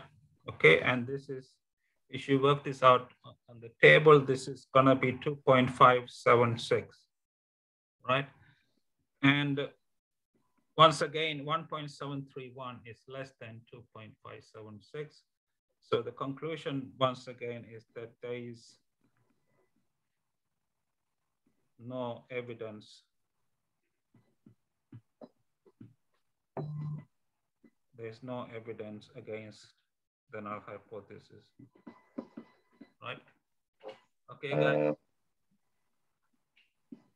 Are you guys okay? So this is part one of question one. Let me know if you're not okay. I'm happy to go over again. Okay.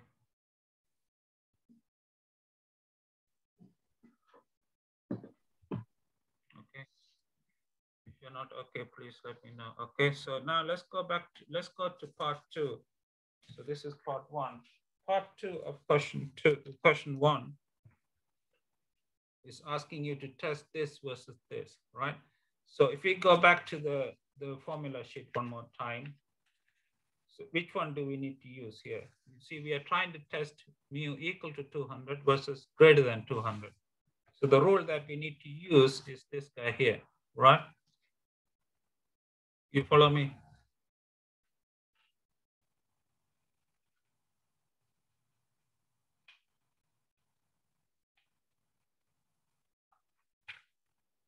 So the rule that we're gonna use to do part two. So this is question one, part two. So we reject the null hypothesis if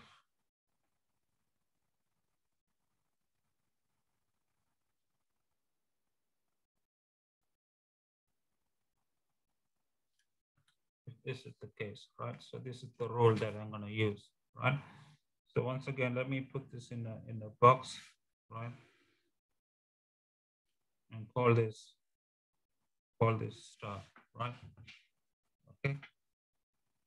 Right now, let me write down once again what was given to us. We are told that n is 40, sigma is 30, x bar is 208.21, and mu zero is 200, right? This is everything that's given to us.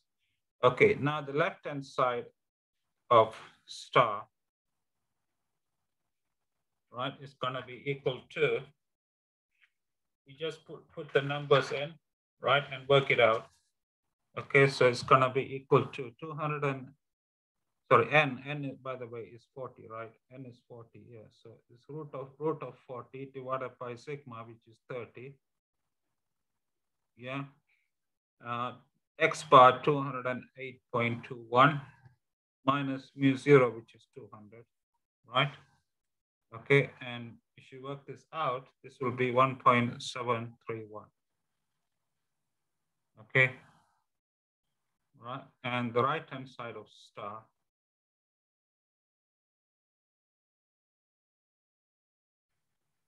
okay, which, okay, let's suppose first alpha is 0.05.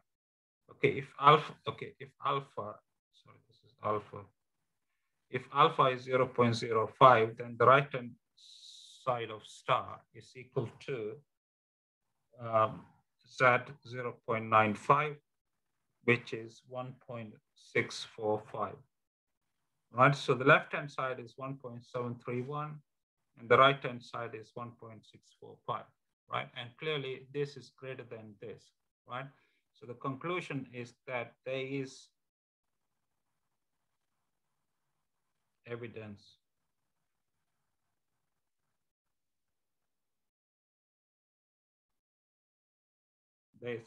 against the null hypothesis, right? Okay. So that's when alpha is 0.05. Now, if alpha is 0.01, right, then the right-hand side of star, right, is gonna be equal to,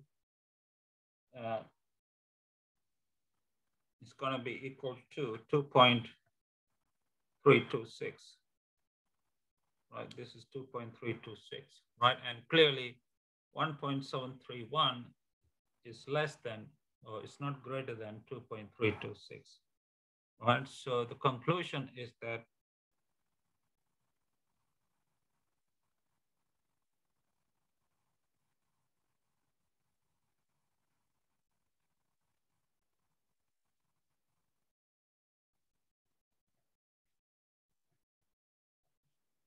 there's no evidence to reject the null hypothesis, right?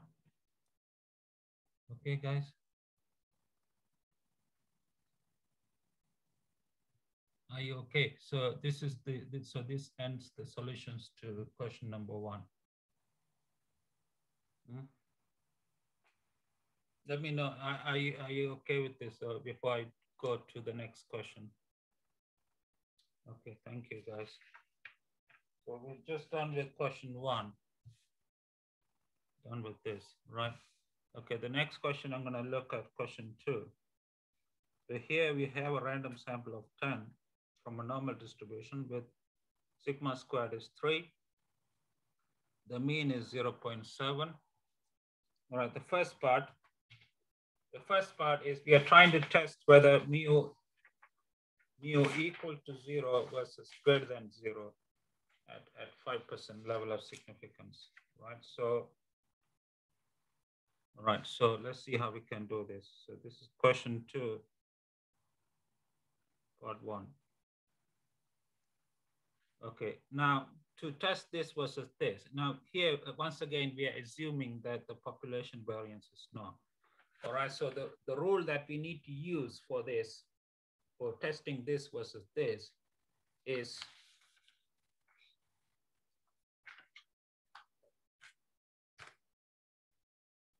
this one here, right? Okay, so the rule is, let me write it down. The rule that we need to use for rejecting the null hypothesis is if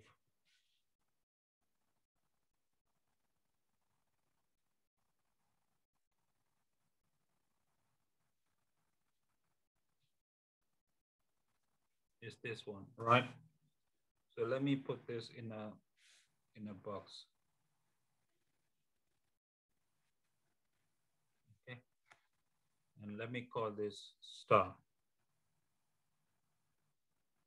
Okay. Right. Okay. Now let's write down what is given to us. Okay. So go back to the question. So we are told that n is the sample size, which is 10. We are told that x bar is 0.7. And we are told that sigma squared is 3.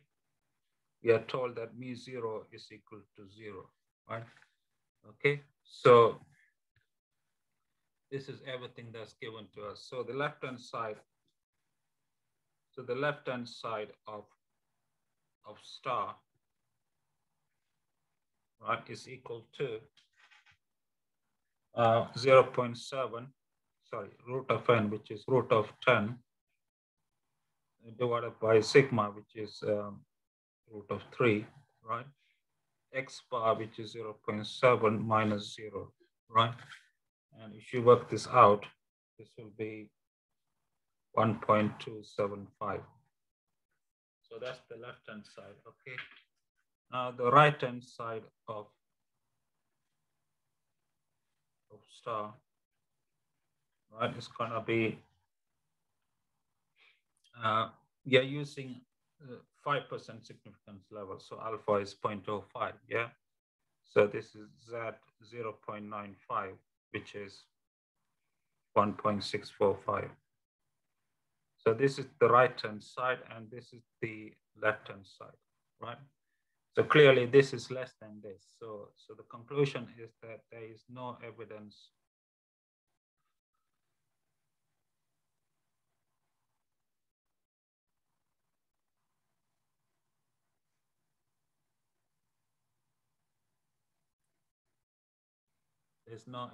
to reject the null hypothesis. Okay, guys, right. Are you okay with this first part, guys? Any questions so far? Let me know if you have questions, guys. Okay, so let's go to the next part. So we just finished part 1 of question 2. Part two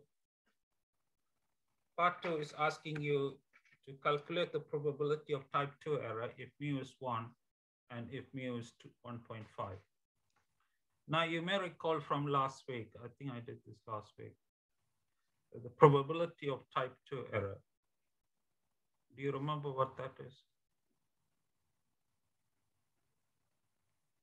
Right? The probability of type 2 error is equal to the probability that you accept the null hypothesis when H1 is true. This is the definition. I mean, you should look back at the video. If you haven't watched the video, please go and have a look at the video. Okay, this last week. Now from part 1. This is the rule for rejecting the null hypothesis. So the rule for accepting the null hypothesis is the opposite of this. So in other words,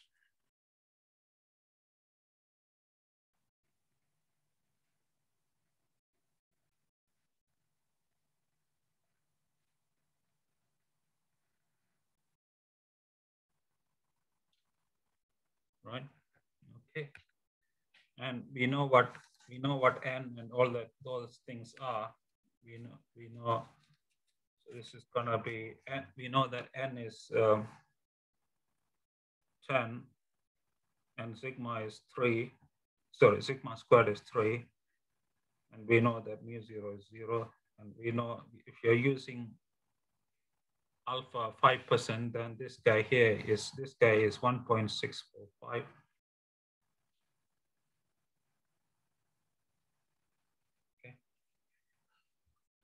Okay, guys. All right. Now if you read the question, guys, it says to take the true value for mu to be either 1 or 1.5.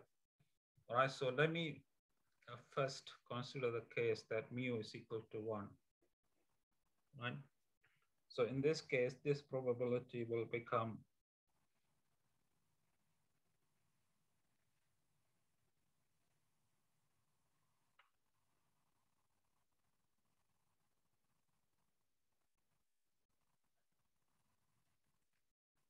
okay, right?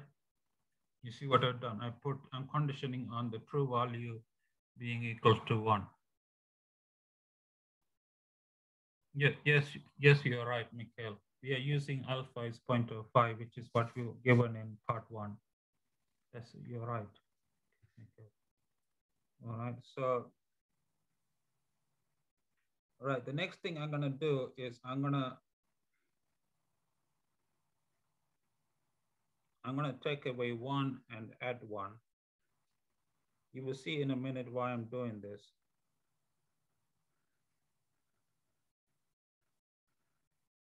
Okay. And then I'm gonna take this guy here, the one over here to the right-hand side, okay? So this will be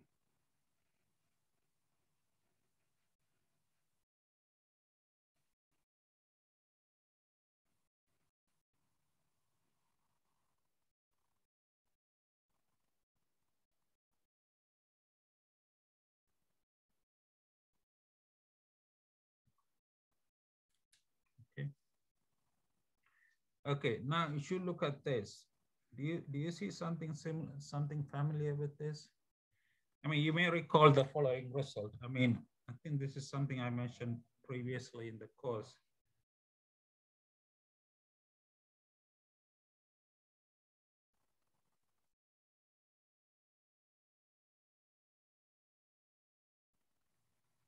Right, okay. If you have IID normal with these parameters, then one of the results I mentioned to you is this. Do you remember this?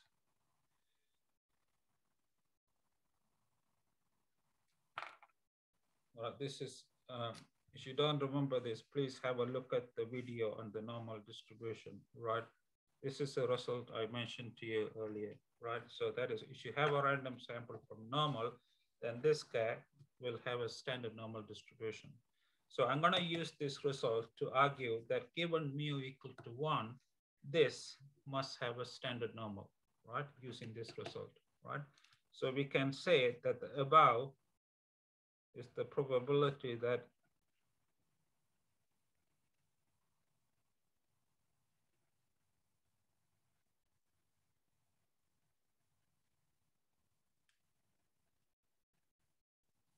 okay. So we don't need the conditioning anymore. We don't need the conditioning that mu equal to 1 because condition on this, we have argued that this is standard normal, right? So hence we have used the conditioning and hence we don't need it anymore, right? Okay, so this becomes phi .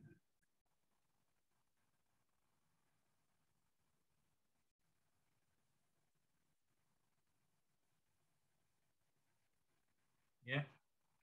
And if you simplify this will be 0.43.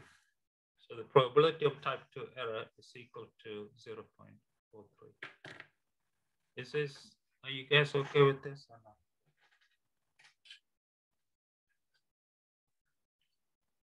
Okay, thank you. All right, so this is when mu is equal to 1. Okay, now we can repeat the same thing when mu is equal to 1.5. So let me show you how to do that. So I'm gonna repeat the whole thing, or going back to this, right? Now I'm gonna consider the case where mu is equal to 1.5. Right, so in this case, this probability will become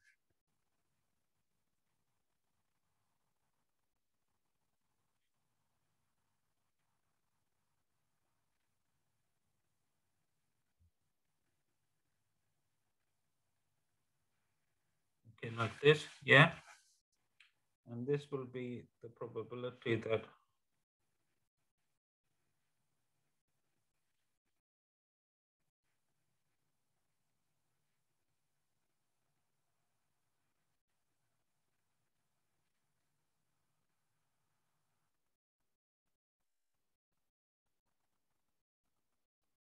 okay, all right. Now I'm gonna take this guy here to the right-hand side of the inequality. So this will be the probability that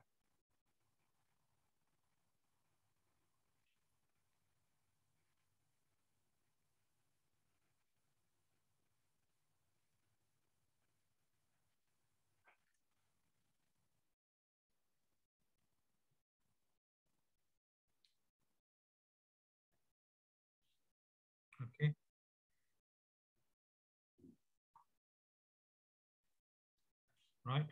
Okay, now by the same argument as I did in the previous part, that is using this argument, right? We can argue that this guy here, condition on mu equal to this one must have a standard normal. All right, so this becomes the probability that N01 is less than or equal to 1.645.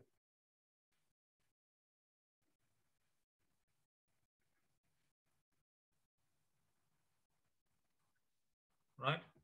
Okay, now this, you can read up, this is equal to capital 5 at 1.645 minus this.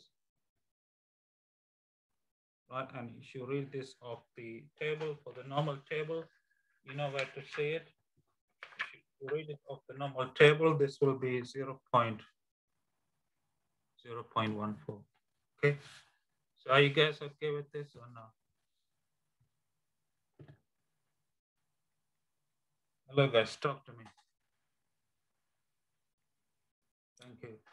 All right, so that's part two of question 2. Okay, now let's go to part 3.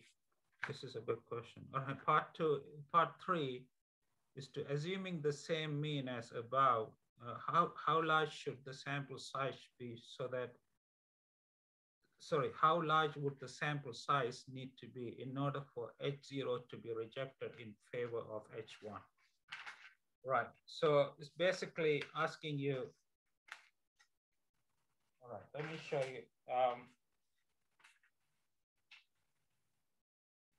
Remember part 1, this is part 1 of question 2, right? Now, this is part 3. Now, we know that this is the rule for rejecting the null hypothesis, right? So in other words, root of n, which is n, we need to figure out what n is. So we don't know what n is, right? Times x bar, we know it is 0. What was x bar? 0.7, yeah.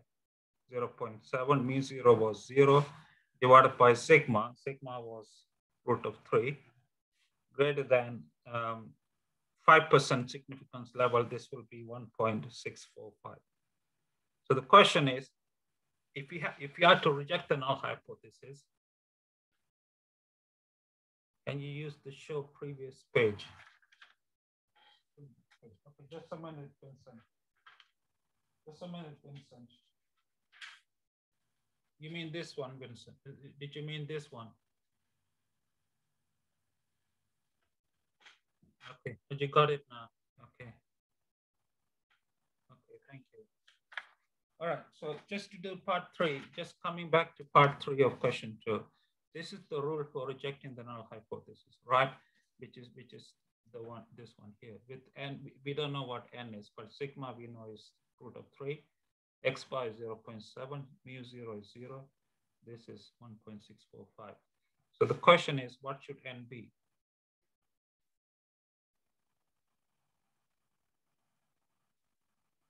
So that's the question. Okay. And this is the same as saying that root of n is greater than root of 3 divided by 0.7 times 1.645. Okay. All right. So n is the square of this, should be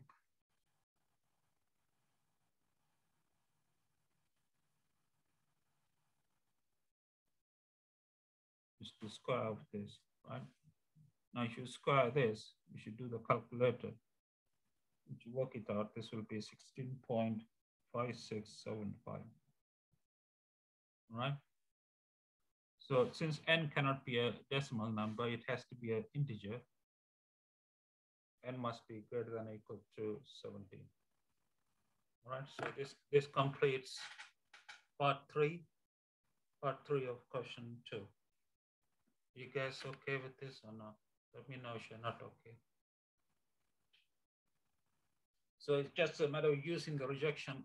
It's just using the rejection rule from part 1 and trying to work out what n should be.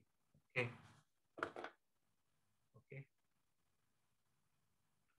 Let me know if you're not okay. I'm happy to go over. Okay. All right. So that we are done with question 2. So the next question is question 3. So here, the mean lifetime is this. This is what we're trying to test. The sample size is this. The sample mean is this. The sample variance is this. And this is what we are trying to test at alpha equal to 0.05. Okay, so in this question, guys, the question says you only know the sample variance. In other words, you don't know what the population variance is. So you should go back to the formula sheet. You cannot use any of these rules because here we are assuming that the population variance is known, right? But this question clearly says that we don't know the population variance. We only know the sample variance, right? So the formula that we need to use, are these ones, right? So here, this is the case where the population variance is unknown, right? And these are the 3 different hypotheses, and these are the 3 different rejection rules. Now, in this case, we are trying to test mu equal to something versus mu not equal to something. So we need to use this rejection rule, right? Are you guys okay? Right, so let me show you how to do it. So this is question 3. Right, so we're gonna reject the null hypothesis if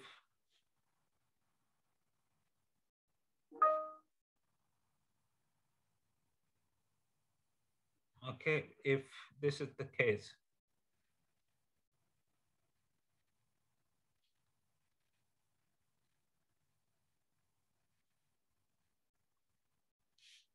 All right. So once again, let me put this in a box, right?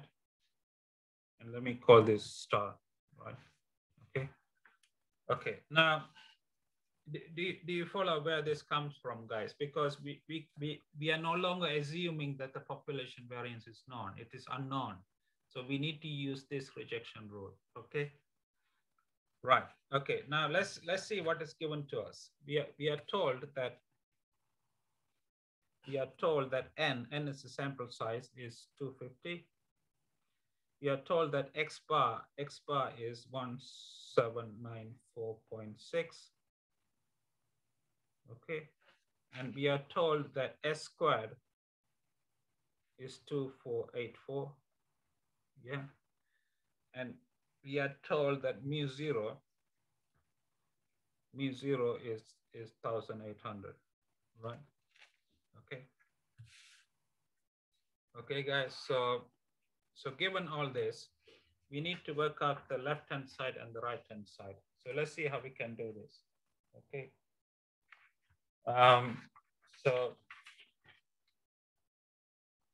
Let's start with the left-hand side.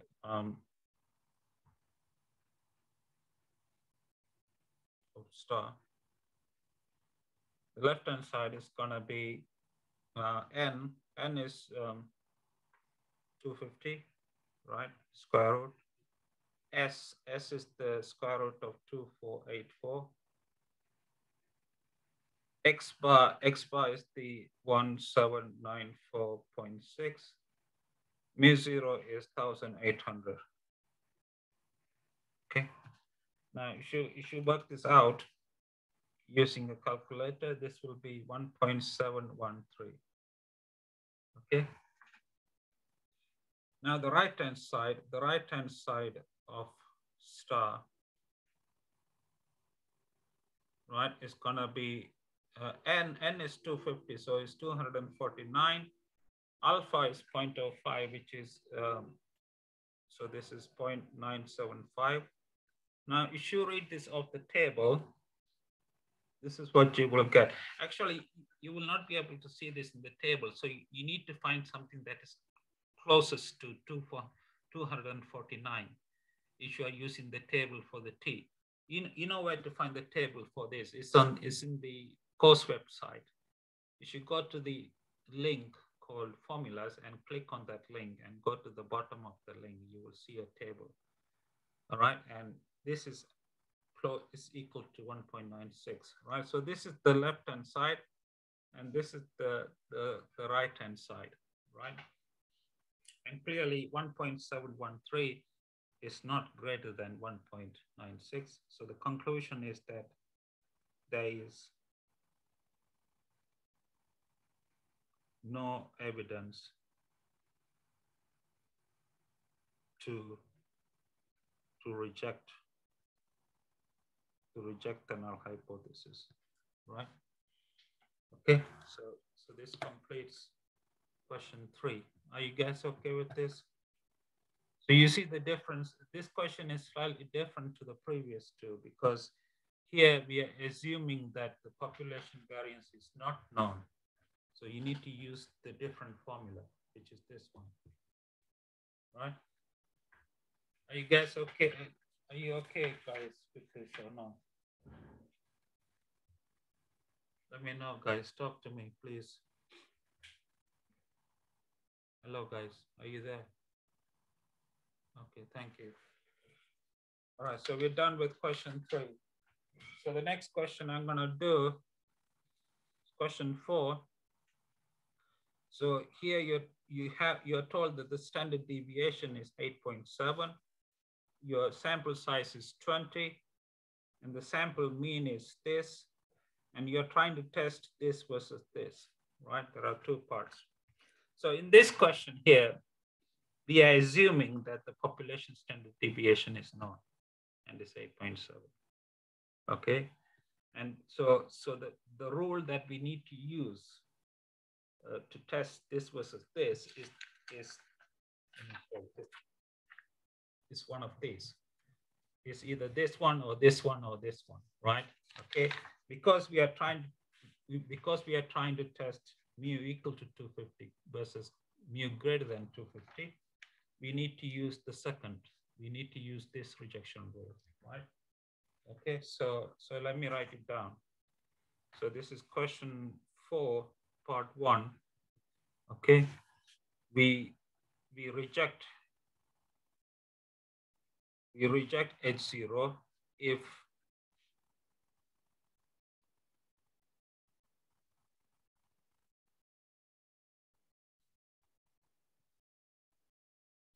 this is the case, right?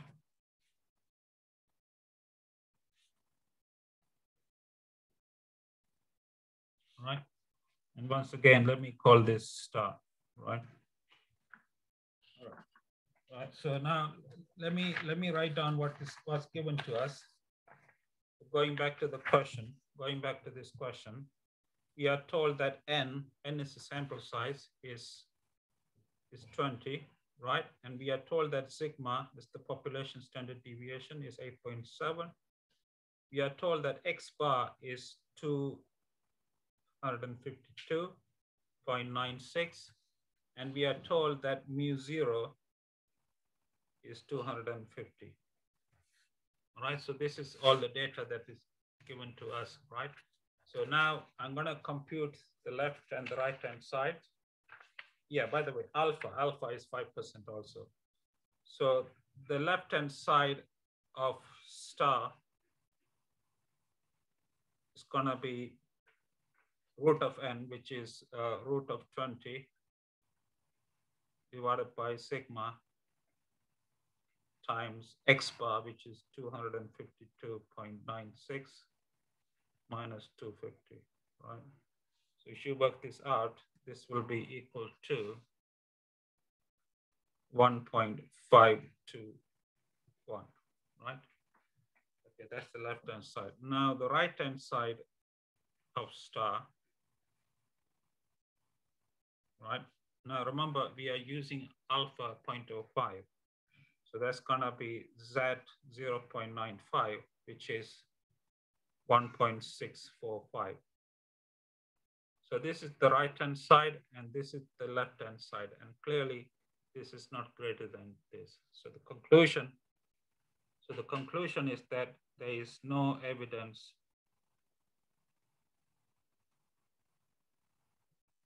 there's no evidence to reject the null hypothesis. Right, guys? Are you guys okay with this? Hello? Hello, guys. You okay? Thank you. All right. So that's part 1 of question 4. Now, part two is asking you to calculate the probability that the test will reject H0 when the true value for the mean is 255 and also when 257, right? So let's see how we can do this. This is similar to the question number 2 that I did previously, right? So, excuse me, just a moment. So this is question number 4, part 2. Okay. All right. So we are trying to find the probability of rejecting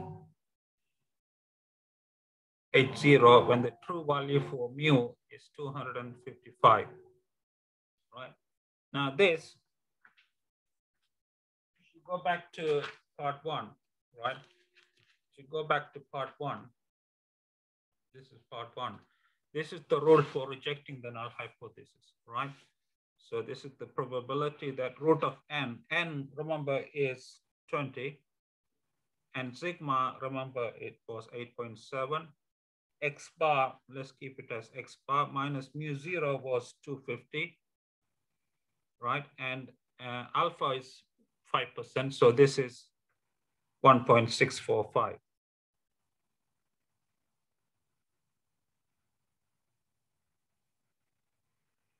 Okay. All right. You guys with me? Okay. Right. So we need to compute this probability. Now, to do that, I'm going to use a similar trick I used in question 2 earlier. You remember what I did in question 2. So I'm going to change 250 to 255. The reason for that, because that's the true population mean, right? So because I have done this, I need to add 5, right, to make it up to 250.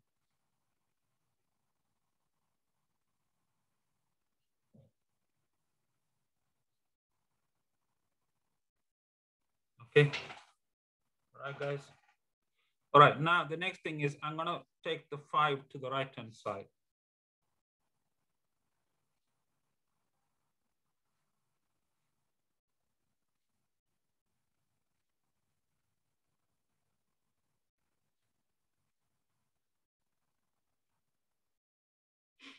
Right, so if you take the 5 to the right-hand side, it becomes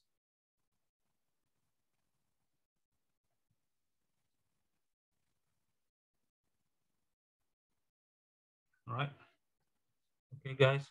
Okay, now using the same result that I mentioned before. If you want me to show you, I will show you one more time. You remember the result that I mentioned in question number 2. This is the result I talked about earlier. Using this result, right? Using this result, which says that if you have a random sample from normal, then this has a standard normal, right? So using the same result, since I'm conditioning on mu being 255, this guy here must have a standard normal, right? This must be standard normal because of the results that I just showed you, right?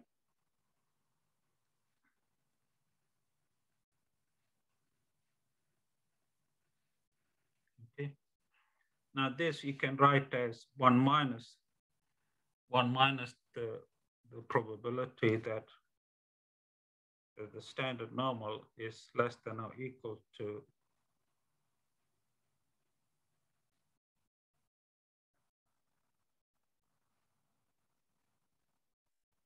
this, yeah?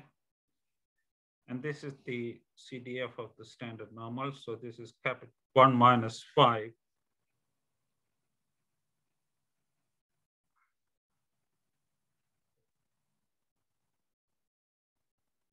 Yeah. And if you work this out using the normal table, this will be equal to 0.82. Right.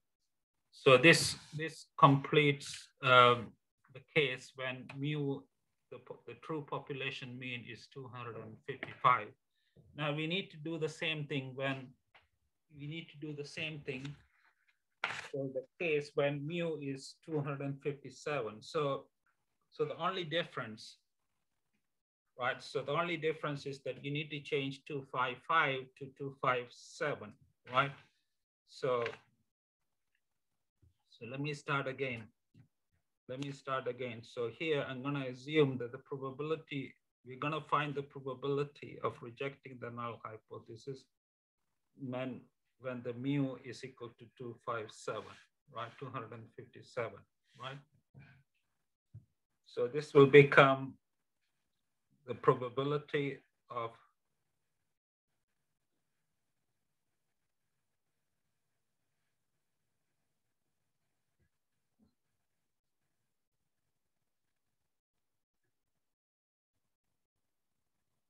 okay. Right now, to work this out, I'm going to use the same trick I used earlier, right? So I'm going to change this guy here to 257.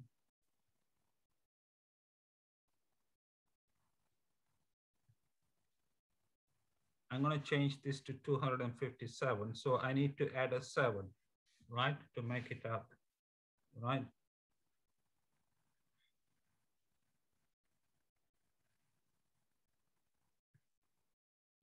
Okay. Now I'm going to take this guy here to the right-hand side of the inequality. So this will become the probability that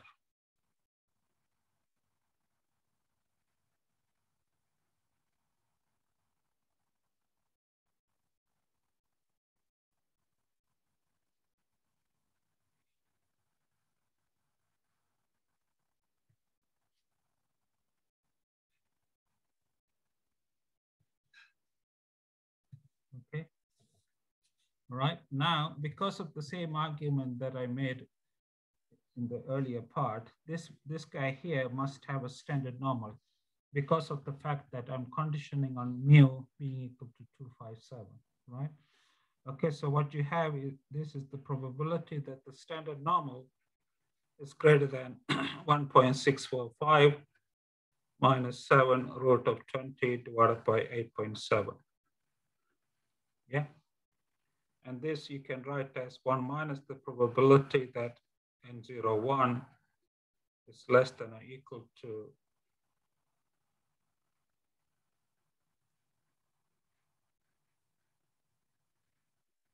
okay. And this you can write as 1 minus capital phi at 1.645.